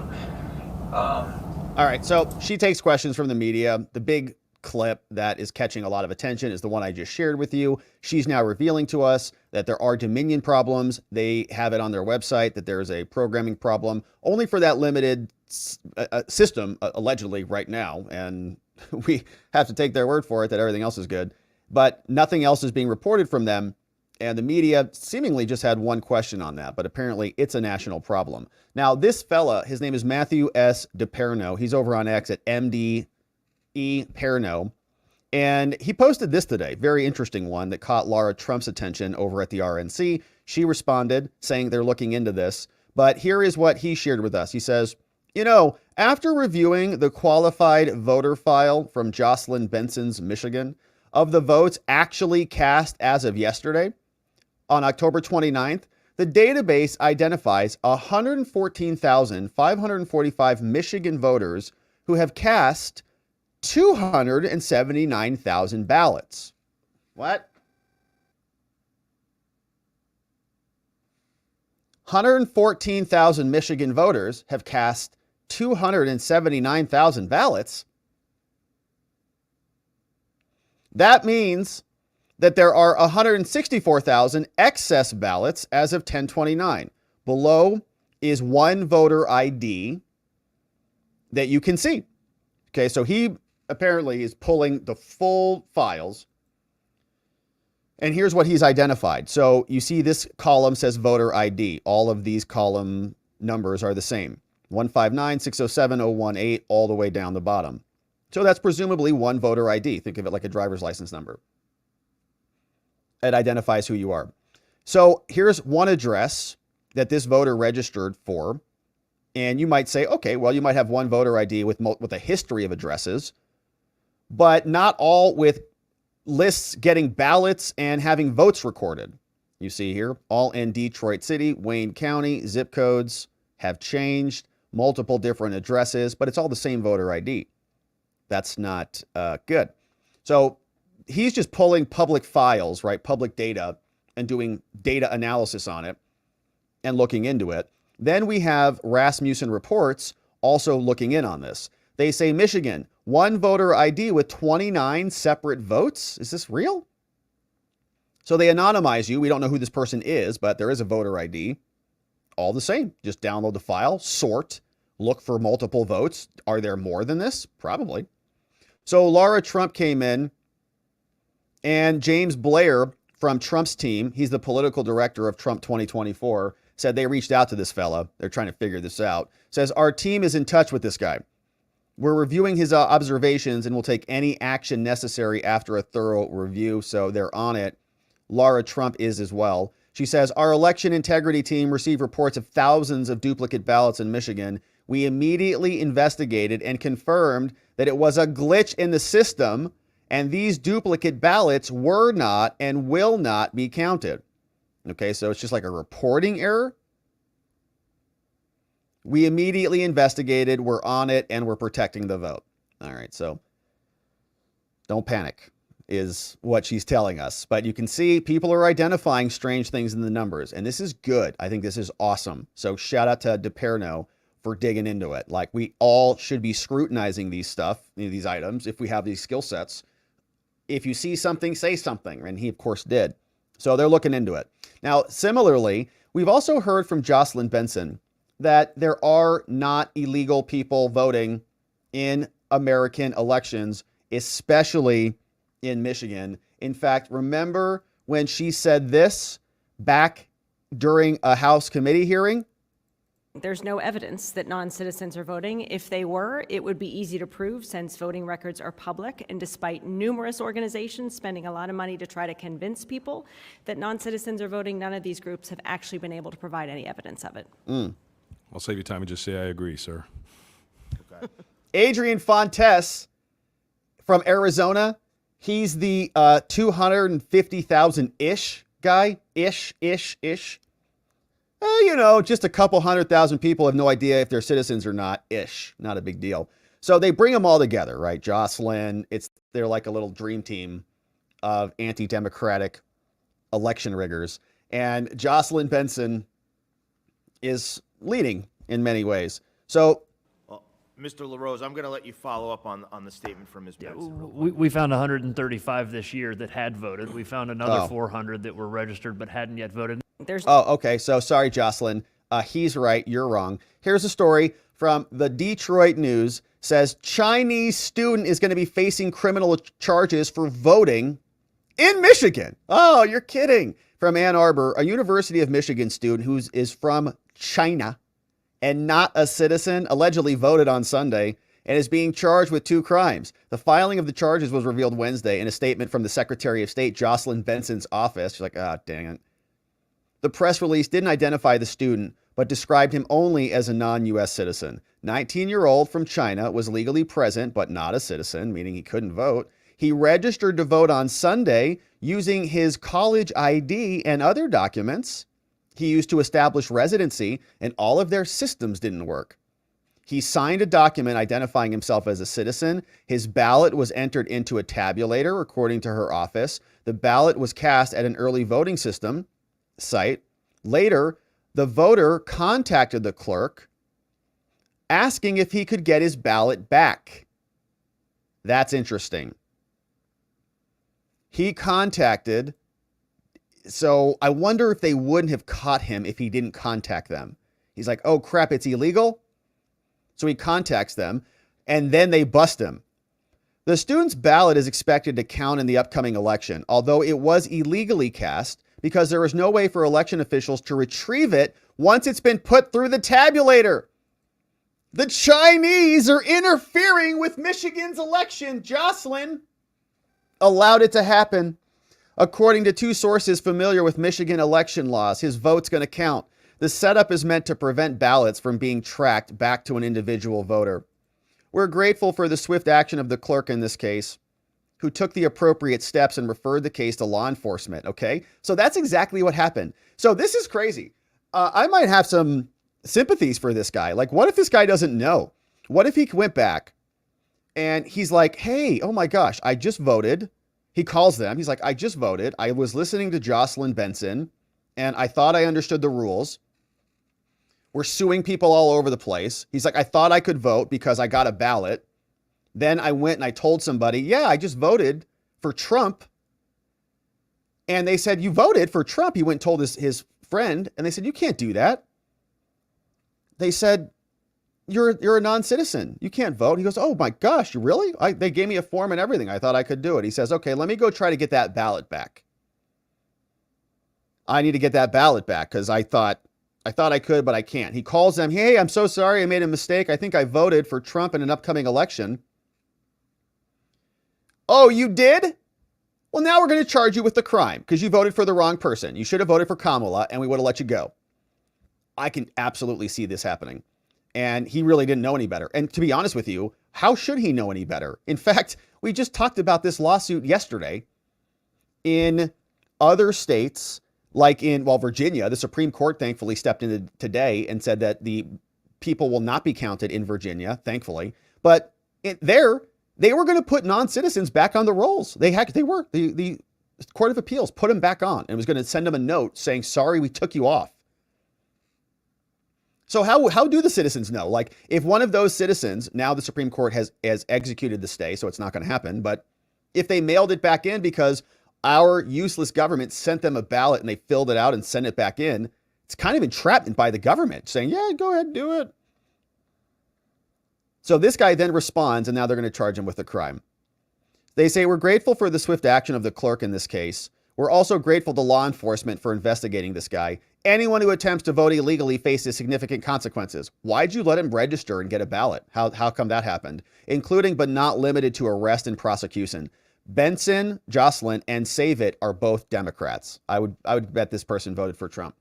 Or said something like that. They busted him. The person is being charged with perjury, making a false statement on an affidavit, and being an unauthorized elector who attempted to vote. Allegation is a felony. A police detective gave a swear-to on law enforcement. As of Wednesday, the student had not been arraigned. The student's being represented by legal services from the university. In a message to the city council members obtained by Detroit, they said there's been an instance of potential voter fraud in Ann Arbor. Through a series of actions, the student was apparently able to register, was able to receive a ballot, and was able to cast a vote. And then only got caught, probably because he went and outed himself. Based upon the scenario that we're hearing this morning, this student was fully aware of what he was doing and that it was not legal. He then acknowledged in an email, the story might get picked up by national media, under a 2018 ballot proposal, people can register to vote on election day.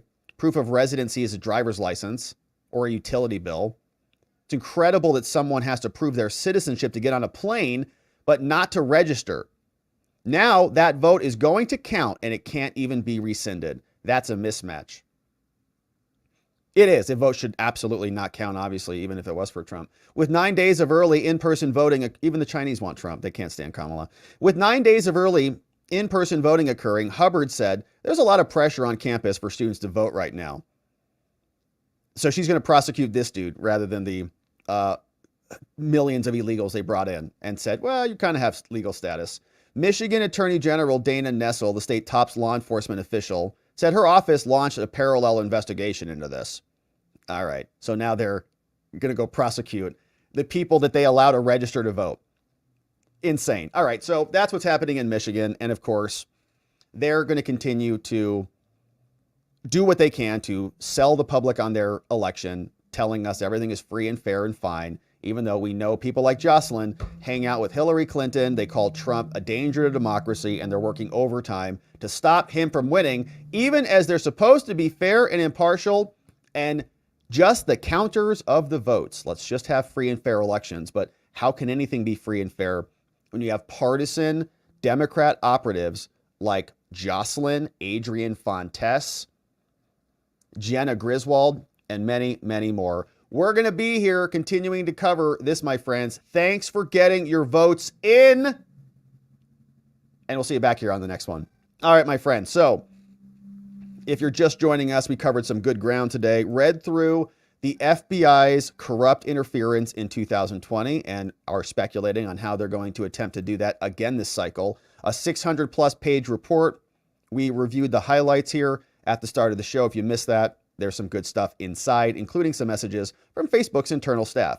We also then watched Jenna Griswold get obliterated by our friend Kyle from Next 9 News, asking her some real hard questions about her incompetency, and she had a difficult time answering any of those questions. And then we wrapped it up talking about the problems with the Dominion voting machines in Michigan and Jocelyn Benson admitting this is a national problem and Dominion is not going to be able to fix these things before the election occurs. Meanwhile, the elections are happening right away, and Chinese students are apparently voting in them,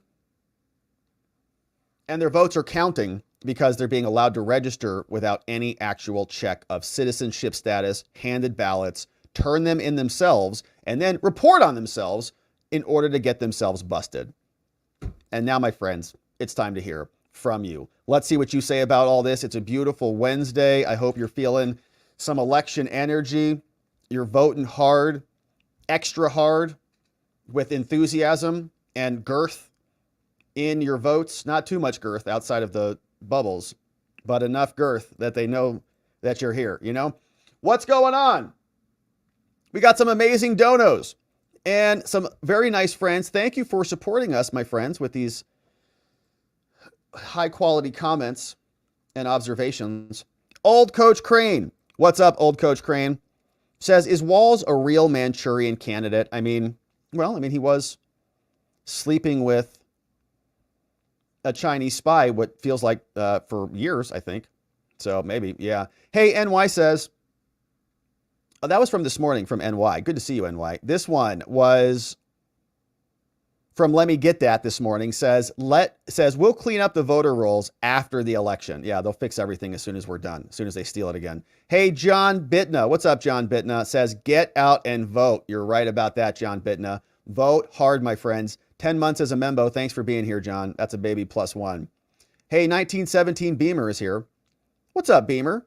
Says PA early voting was extended through Friday. I did see that. Yeah, there were apparently people waiting in lines, being thrown out of lines, and it was a problem there, so they extended that, which I think is good news. Ollie Attack. What's up, Ollie? Ollie's bringing in 1 membo. That guy got one. Paul Thomas got one. Thank you, Ollie. C. Reed is here. Oh, it's Oscar the Grouch. Making America great again. My friends, it feels like we're all Oscar. Is that Oscar the Grouch? Isn't that who he is? We're all Oscar the Grouch now. We'll see you in the garbage tomorrow. Thank you for that, C. Reed in the house. Hey, John Bitna, thanks for that. Get out and vote. Let me get that. We got that one. Crash is here. Hey, Crash, thanks for this nice dono. Here is the $100 tip associated with the comment that I dropped. Ooh, it's going to be a good one. Here's from Crash. What's up, Crash? Thanks for the lovely dono and the nice message. Says, Rob, I write to encourage you and the Watching the Watchers family. On the one hand, the cake is fully baked. Harris will be coronated, and her first action will be to unleash the dogs. You know my thoughts on this matter. But on the other hand, one of my sons, number 3, shout out to number 3, he's a 33-year-old. He voiced some ray of sunshine insight earlier today, and it is worth broadcasting. I'm glad to hear it. It says, what follows is an unvarnished conversation between father and son. Ergo, feel free to clean up the crass phrases in your own inimitable style, your unique, high quality, impossible to copy style. I don't know about that.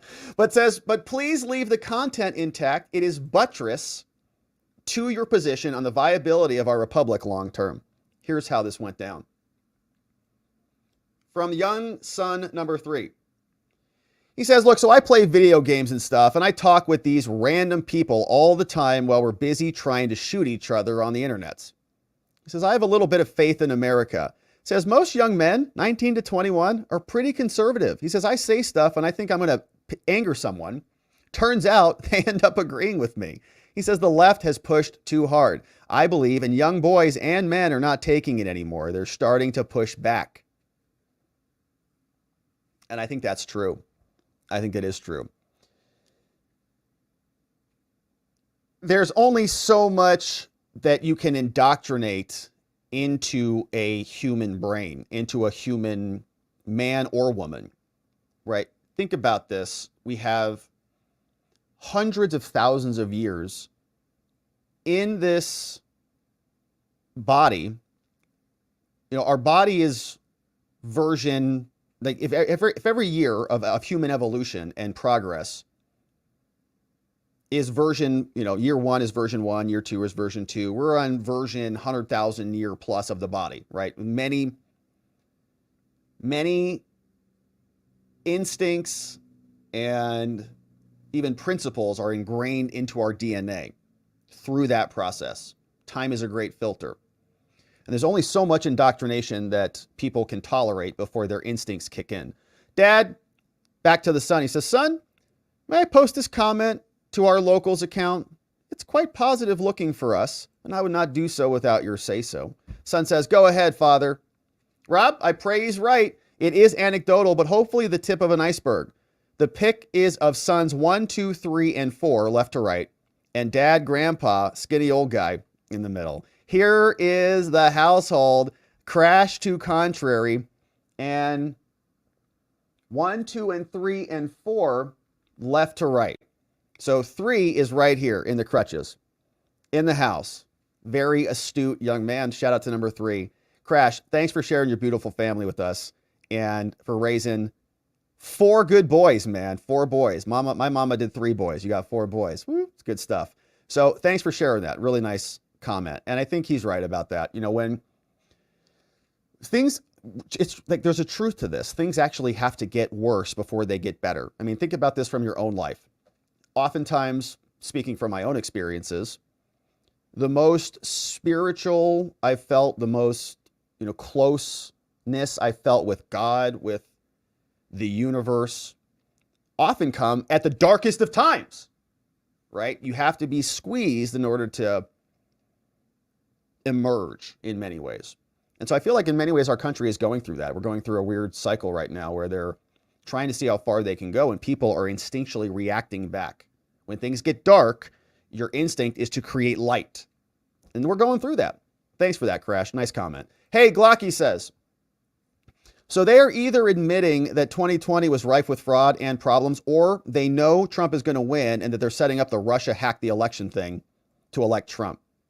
Michigan said, yeah, nationwide issues with the terminals, as we saw. We covered it today. This was fun. We saw this one this morning. Says, I can't afford food and an illegal immigrant killed my family. Oh, yeah? Well, you're human garbage, Jack.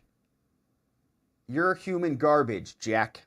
Slurping his ice cream cone. Here is, looks like a trash bag.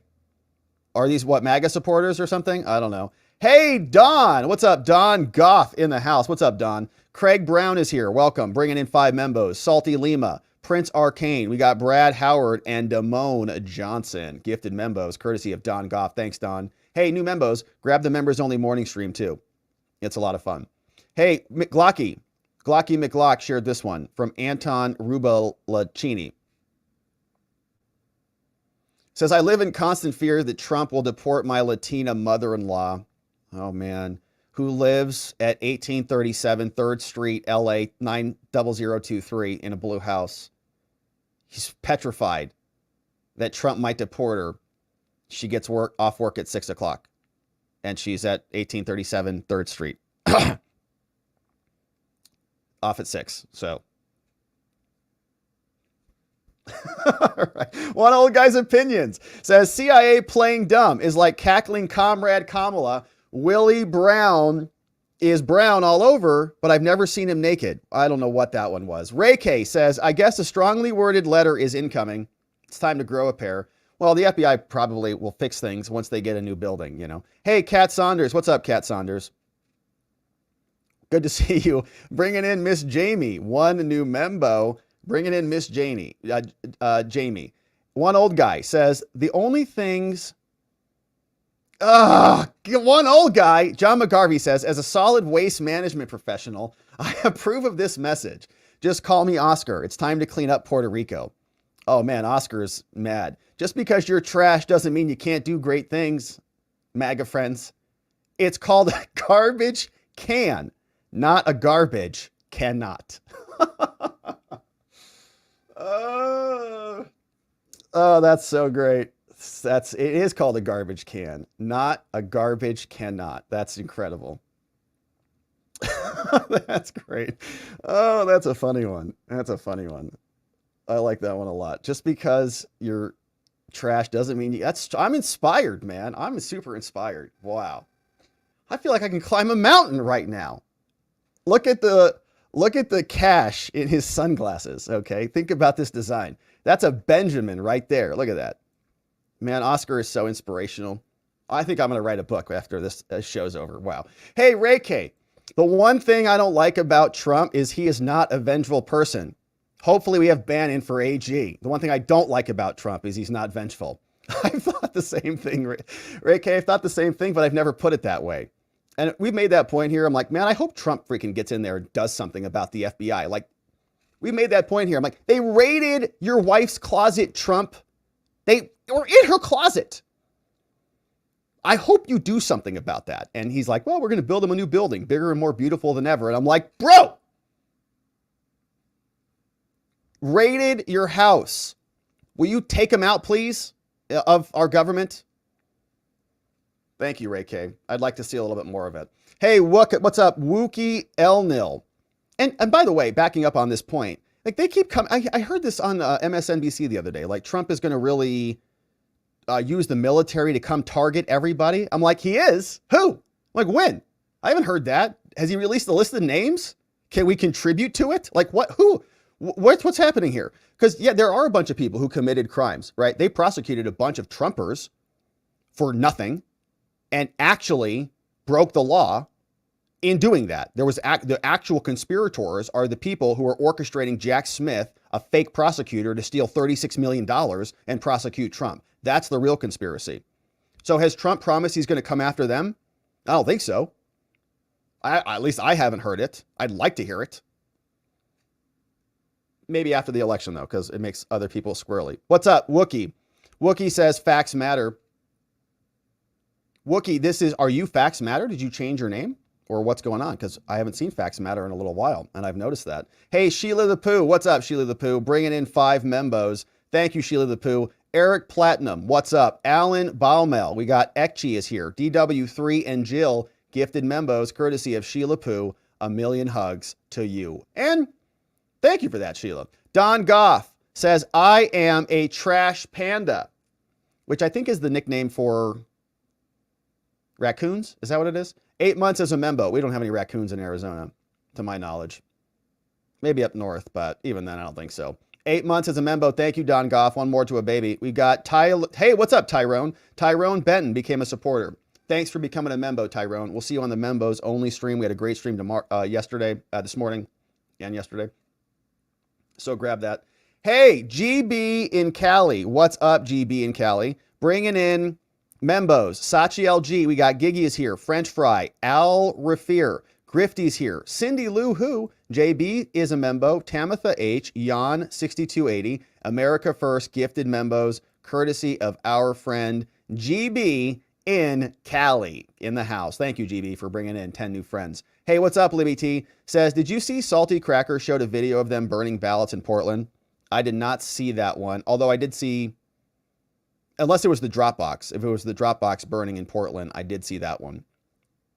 So, like 2 Dropboxes. I think one was an incendiary device as well. Hey, Tony Caraway says, all I want for Christmas is $1 million and Trump 47. Well, if we have Trump 47, you're a lot more likely to make $1 million in a strong economy.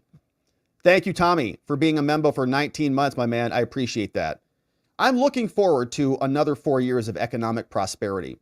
That was a much better cycle than this last one. Voice of the People says, BIOS is how you pronounce it. Basic Input Operating System. It's used to start every component before booting up into an operating system. Yeah. Yeah. It's the root. It's like the most essential layer of the system. Bezzy says, there's no way they can convince me mail-in and digital voting is more simple and cheaper than paper ballots. This has to be intentional. Yeah, think about all the problems that we have with this. Like, just show up and cast your ballot. You don't have to worry about all these delays and printing this and printing. It's just one day. It's just great. Just do it. John Elliott says, accident my butt, says John Elliott. Membo for 4 months. Thank you, John, for being a membo. Yeah, there's a lot of that happening. Sheila Pooh says, Jenna is not only a Democratic hack, she's a liar and a cheat. And I agree with that. And she knows what she's doing. She's an operative for the Democratic Party. And she has no position, no business being in her position. NY says, so apparently they don't teach about the fact that you can unhide tabs in liberal secretary school. Didn't the FBI do an oopsie with hidden tabs in the Proud Boy trial? You may be right about that. I don't recall. But you may be right about that. Identifying other agents? Interesting. Hey, Milo Phone Bill says, LOL at Jenna. Security by obscurity. Shaking my head. We'll just hide it. No one will ever look there. Post it on the internet. Oops. Glocky says, while the RNC just stopped Michigan Democrats from counting 168,000 duplicate ballots, that's that Laura Trump post we talked about. Glocky said, President Trump has just started to shift as a garbage man at the airport in Green Bay, Wisconsin. Is he there? Is that... That's not a garbage truck, is it? That's hilarious. Hey, Sheila Pooh says, if I posted passwords anywhere where even one person could get them, I would be terminated from my position. Yeah, and is Jenna going to do that? Is she going to even investigate this? It sounds like no. She says there was no problem at all. They looked into it. They've already disclosed what they need to disclose. different standards for them. Text Rick says, Jenna's eye blinking was Morse code for help me, because I'm lying to Colorado citizens. Yeah, they tend to blink a lot. Hey, Loose the Dog says, may I suggest that we hand count the ballots under heavy scrutiny? It's a good suggestion, would be a good way to do it. Simple Davy says, why does Jenna Griswold look like an old school ventriloquist dummy? She does, and she's super close to the camera. Like really close. Like we're pretty close here, but she's like right here. It's like way too much. All right, thank you, Simple Davy. Hey, Sharpening Man in Texas says, I knew Kyle when I lived in Colorado. He'd like to be taken serious, but just anti another MSM something. Nice earth, but more of the same, Rob. Never trust the mainstream media and make Colorado red, folks. Well, I don't know about him. I liked what I saw from him today, and I'm really glad he asked Jenna some hard questions. Thank you, Sharpening Man. Hey, Simple Davy says, she's a Venezuelan puppet. Business Party podcast tonight, 8 p.m. Eastern time. Simple Davy will be hosting along with, I think, Voice of the People, right? Magdalena. Welcome. Magdalena became a membo. Thank you, Magdalena. Grab the stream from this morning. We'll see you on the next membo stream. Chubby says, Jenna was big mad. Also looked like she might have felt a little queasy having those allegations thrown in her face. Yeah, she had to poke her face that hard. Former says, Rob, I believe the word that you were thinking of was a turd burger. Oh, here you go, Jenna. Just eat that. Here, Jeremiah Greger says, with BIOS, password, and a thumb drive, you can do anything to the PC. Anything. Yeah, it's a nice password to have. NY says, you basically need to start with new machines. Backdoors could have been installed without even knowing it. BIOSes are corrupted. That's the game. Adam Nix. What's up, Adam Nix? Thanks for the dono. Appreciate that, my friend. Sheila Poo says, no reason to believe a breach has happened equals translation because we're not even looking. If we do look, we'll make sure we don't find anything because then we're going to have to invalidate the election. Isn't the incentive to cover it up? You think she comes back and says, yeah, we did find a ton of problems and our election is totally corrupted. We have to do it over again. Never would ever happen. Paul me no. Rob, must you show Jenna's face? Have mercy. Look, man, I didn't want it either, okay? But their news person kept putting it up front and center. Can you just keep us with the side-by-side so it's not so close? But no, they didn't. They punished us all. I had to suffer with you, Paul. Believe me, I didn't want it. Loose the Dog says, Jenna prosecuted Tina with fake accusations and Tina Peters was not able to provide the true evidence because of Jenna and her Soros cronies. And then she leaks passwords and is having people vote in place of actual voters. This is from one old guy. Says, rest in peace to Terry Garr. Young Frankenstein is one of the great comedy movies. This Jenna looks like a ghoul. Pale skin, vacant, look in the eyes, gray hair, tough dye job, very ghoulish. And oh, I see. It's a compare and contrast between the two. Yeah, I think she kind of looks like Mark Elias, to be honest. I think her and Mark Elias are like twins. Isn't that funny? Sheila Poo says, such a big sigh from Jenna. Jenna didn't like that question. Totally a non-answer, which means no, we would have not have disclosed it to the public at all. They would have covered it up like they were intending to do until the Republicans put them on blast. This one came in from Chubby. Says that deep sigh from Jenna on the last question speaks volumes. She took a very well-deserved beating. We got this one from Lady Ice. Says, sigh. Well, Rob, let me tell you again what an awesome show you put on, which in no way undermines Colorado's election integrity. And I told you this 5 times already. She was running out of gas there. She's like, will you stop beating me, please? Hey, Bill Clinton was in Michigan, said the economy was better under Donald Trump, but you should still vote for Kamala Harris because you should hate yourself. Sheila Poo, what's up, Sheila? Bringing in 5 more membos. Thank you, Sheila. Gorean Lady is here. Mrs. Hemp, Texas Sunshine in the house. We got Brian Penton and Kurt Crowley. Gifted membos, courtesy of Sheila Poo. Thank you, Sheila, for bringing in more membos today. We got one old guy. Says, Jenna is sullying the good name of the Griswolds of the National Lampoon fame. May you never get a Wally World Screamy Mimi roller coaster ride, you ghoul. And I remember the Griswolds from the Christmas Family Vacation, where they put all the lights on the house. It's a great one. Glenn Croy, happy birthday, Sheila Pooh. It's your birthday, Sheila. Sheila, happy birthday to you. Thanks for being here and spending some of your birthday with us. I hope you're having a beautiful and incredible birthday celebration today, doing something fun and exciting. And thanks for bringing in membos on your birthday. Sheila says thank you. Happy birthday to Sheila. Happy birthday to Sheila Pooh, my friends. A million hugs to you. Sheila brings in a ton of new membos, always very supportive, and we're appreciative of you being here and being a part of our community, Sheila. Happy birthday to you. We've got this one from Angry Bellsprout.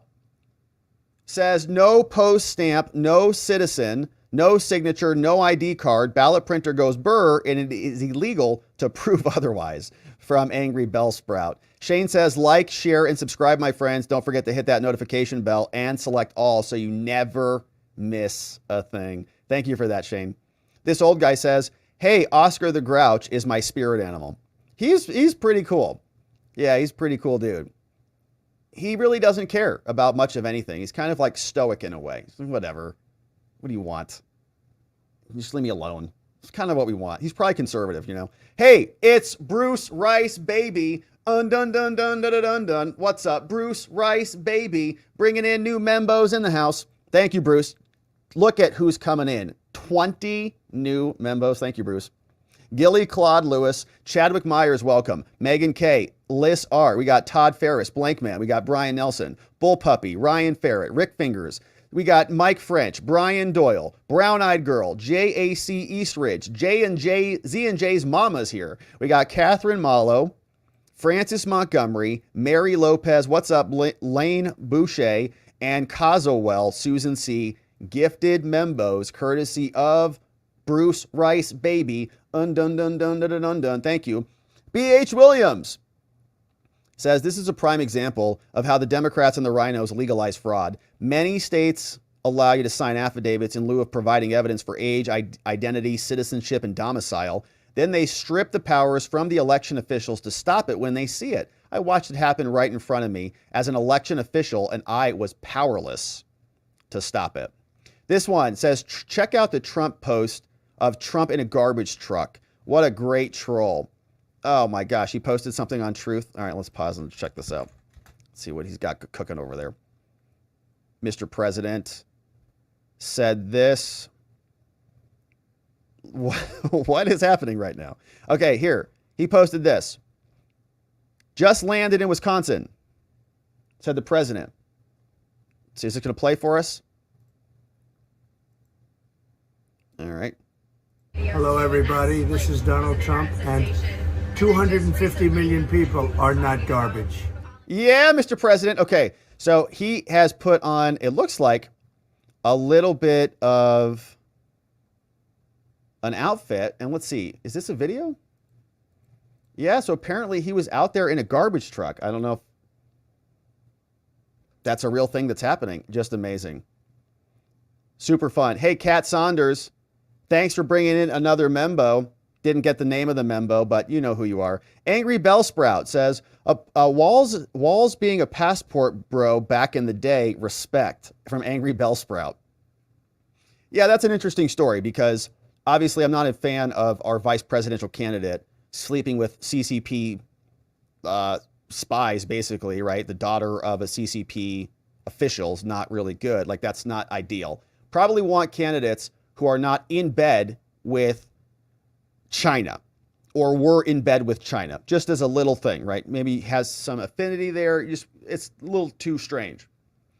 Now, by contrast, I was surprised that it was with a woman and in overage as well. So, yeah, I mean, that's interesting. It's like, okay, well, I was expecting much worse. So that's kind of a nice surprise. Anyways, Jack Mack says, part of me says it's hard to imagine how can there be so many things wrong with the election process and voter rolls in these states? But then again, it's probably deliberate. Hopeful but worried. Trump 2024, folks. Yeah, I understand what you're saying, Jack. And I often hear myself. And I think I brought this up before.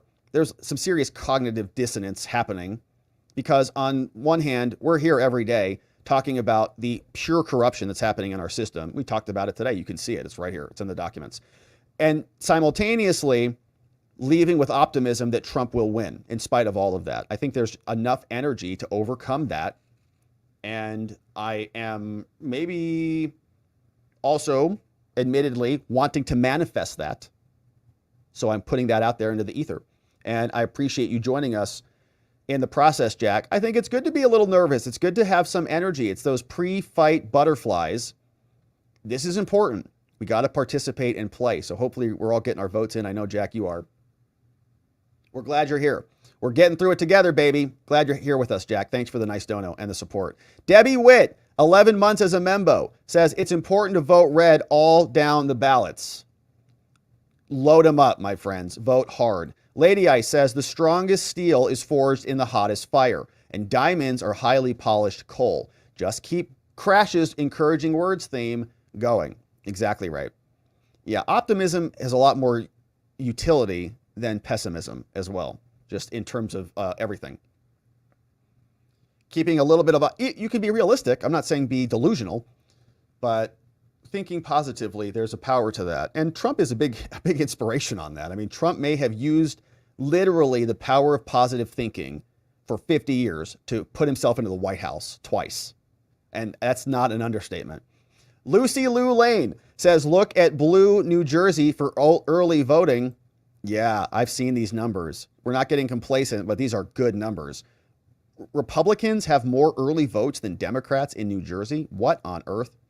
V is never silent says, MAGA gets called garbage. We pump out memes, make jokes, and laugh. If Trump called the Dems garbage, they'd melt down. They'd call 9/11. They'd adjust their meds. There'd be lawsuits. They would melt down. They're not happy about it. Oh, anytime anything, a comedian said something and they were going hysterical. Spud says, Rob, it was I who posted it. I am Oscar. Well, it was a great meme, Spuds. Loved it. Absolutely outstanding. No, I am Oscar. Curtis Bartle says, hey, too big to rig, baby. Membo for 28 months. That's amazing, Curtis Bartle. Thanks for joining us for so many months and for being a great supporter of the show. Kim Plohockey. What's up, Kim Plohockey in the house? Thanks for being a membo, for becoming a membo. Grab that stream from this morning and hopefully you enjoy it. MJ Powell, bringing in 10 new membos. Thank you, MJ Powell. We call this an MJ party. We got Eugene Sands is here. Aerospark. Helix is here. Sandy Civitz. Southern Mima. We got Blue Bella gifted a membo. Alan Hassan. Rocky Mountain Lady. Robert Catlett. And K.A. gifted membos from MJ Party. Thank you, MJ Powell, for the 10 membos. Former LEO says, Jenna needs the dirty money so she can afford her Botox. Don't get too close. Her lips could explode. Oh, gosh. Ollie says, one membo's coming in. His name is Yo-Yo Pro John. Welcome aboard. Yo-Yo Pro John. Jack Mack says, one of my nicknames as a kid was Oscar the Grouch. That's hilarious. I guess MAGA was always in my blood. I love it, Jack. I love it. Well, you know, we want to be left alone, okay? We don't want anybody impinging on our liberty, right? Just leave us the hell alone. You know what I mean? I can relate to that. Oscar the Grouch. It's funny. Well, Jack, we're glad you're here. You're in good company. Thanks for sharing that. We got Lady Ice says, why would they just leak the root logins so they can say it's only one password, everything else is safe, etc., when in fact they just gave anyone who knew where she hid it access to the hard drive remotely? Also, Young Frankenstein, one of my favorite. Walk this way. No, this way. And what's hump? I never saw Young Frankenstein, I don't think. So those don't ring a bell for me, but it sounds like it's a lot of fun.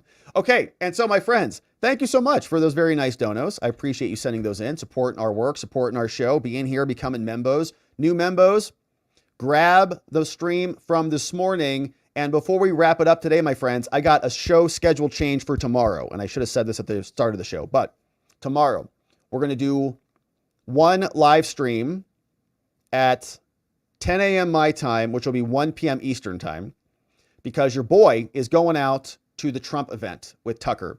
So Trump and Tucker are going to be here in Arizona in Glendale tomorrow. And the event doors open at 3 o'clock, which is our normal show time. So I will be out there tomorrow and it's going to be amazing. So that's where we'll be, but we're going to do an early show just so we can make sure we attend to our business. And then we'll have some other updates from out there, but it's going to be great. I actually got a ticket and should be getting in. So it's going to be a lot of fun, but that's where we'll be tomorrow. Out there rallying for the president in Arizona. And so if you're out there tomorrow, I will see you out there. If you're in Glendale, Arizona at the Tucker Trump thing, be sure to say hello if we see each other. And that means the show will be early. So we will not have a separate Membo stream tomorrow. We'll just bundle everything up. We'll have a 10 a.m.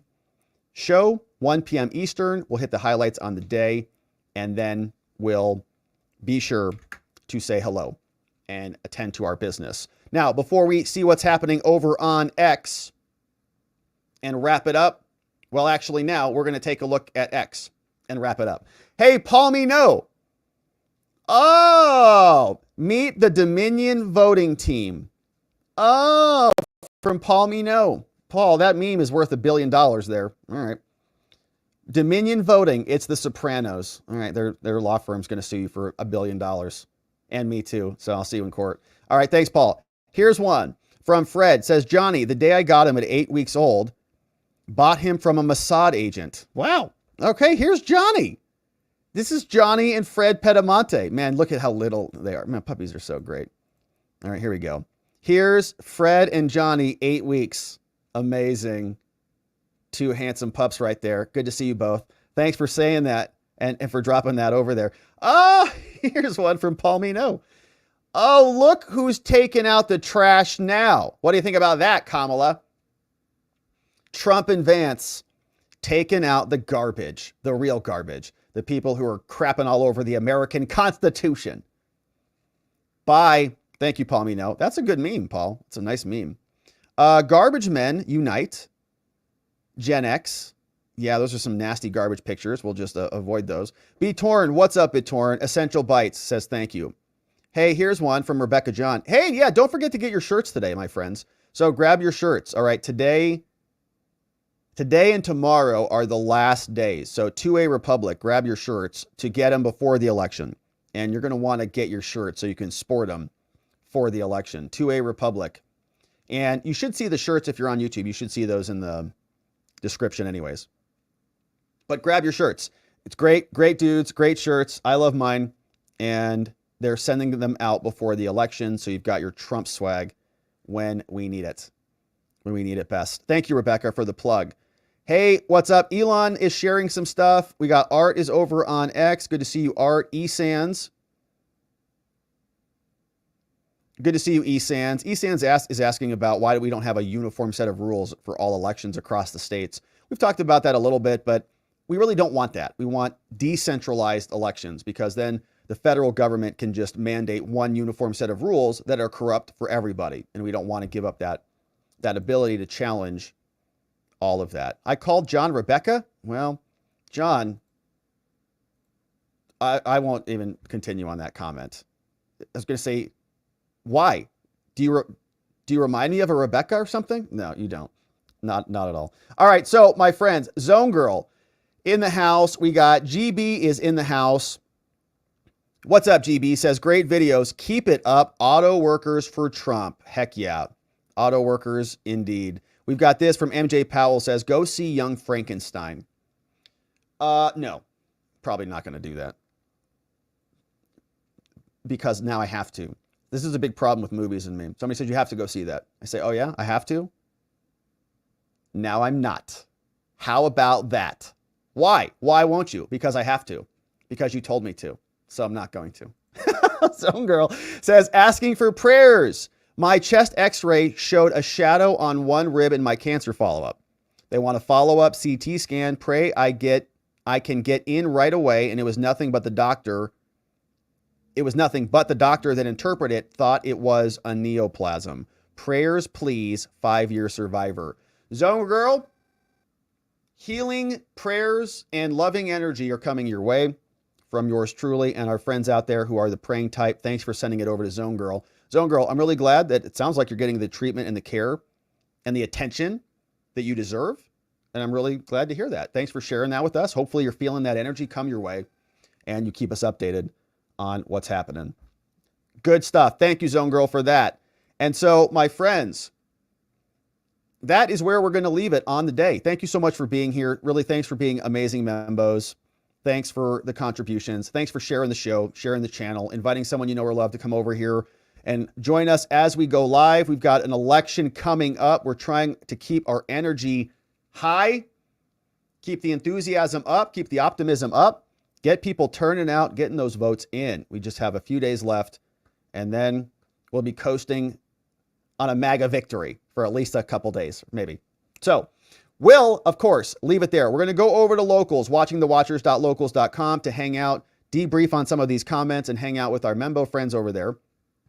If you're a YouTube Membo, you can join us. You just have to join us on Telegram for the members only after party. You can grab the Telegram link in the YouTube community tab section for members only. You'll see it there.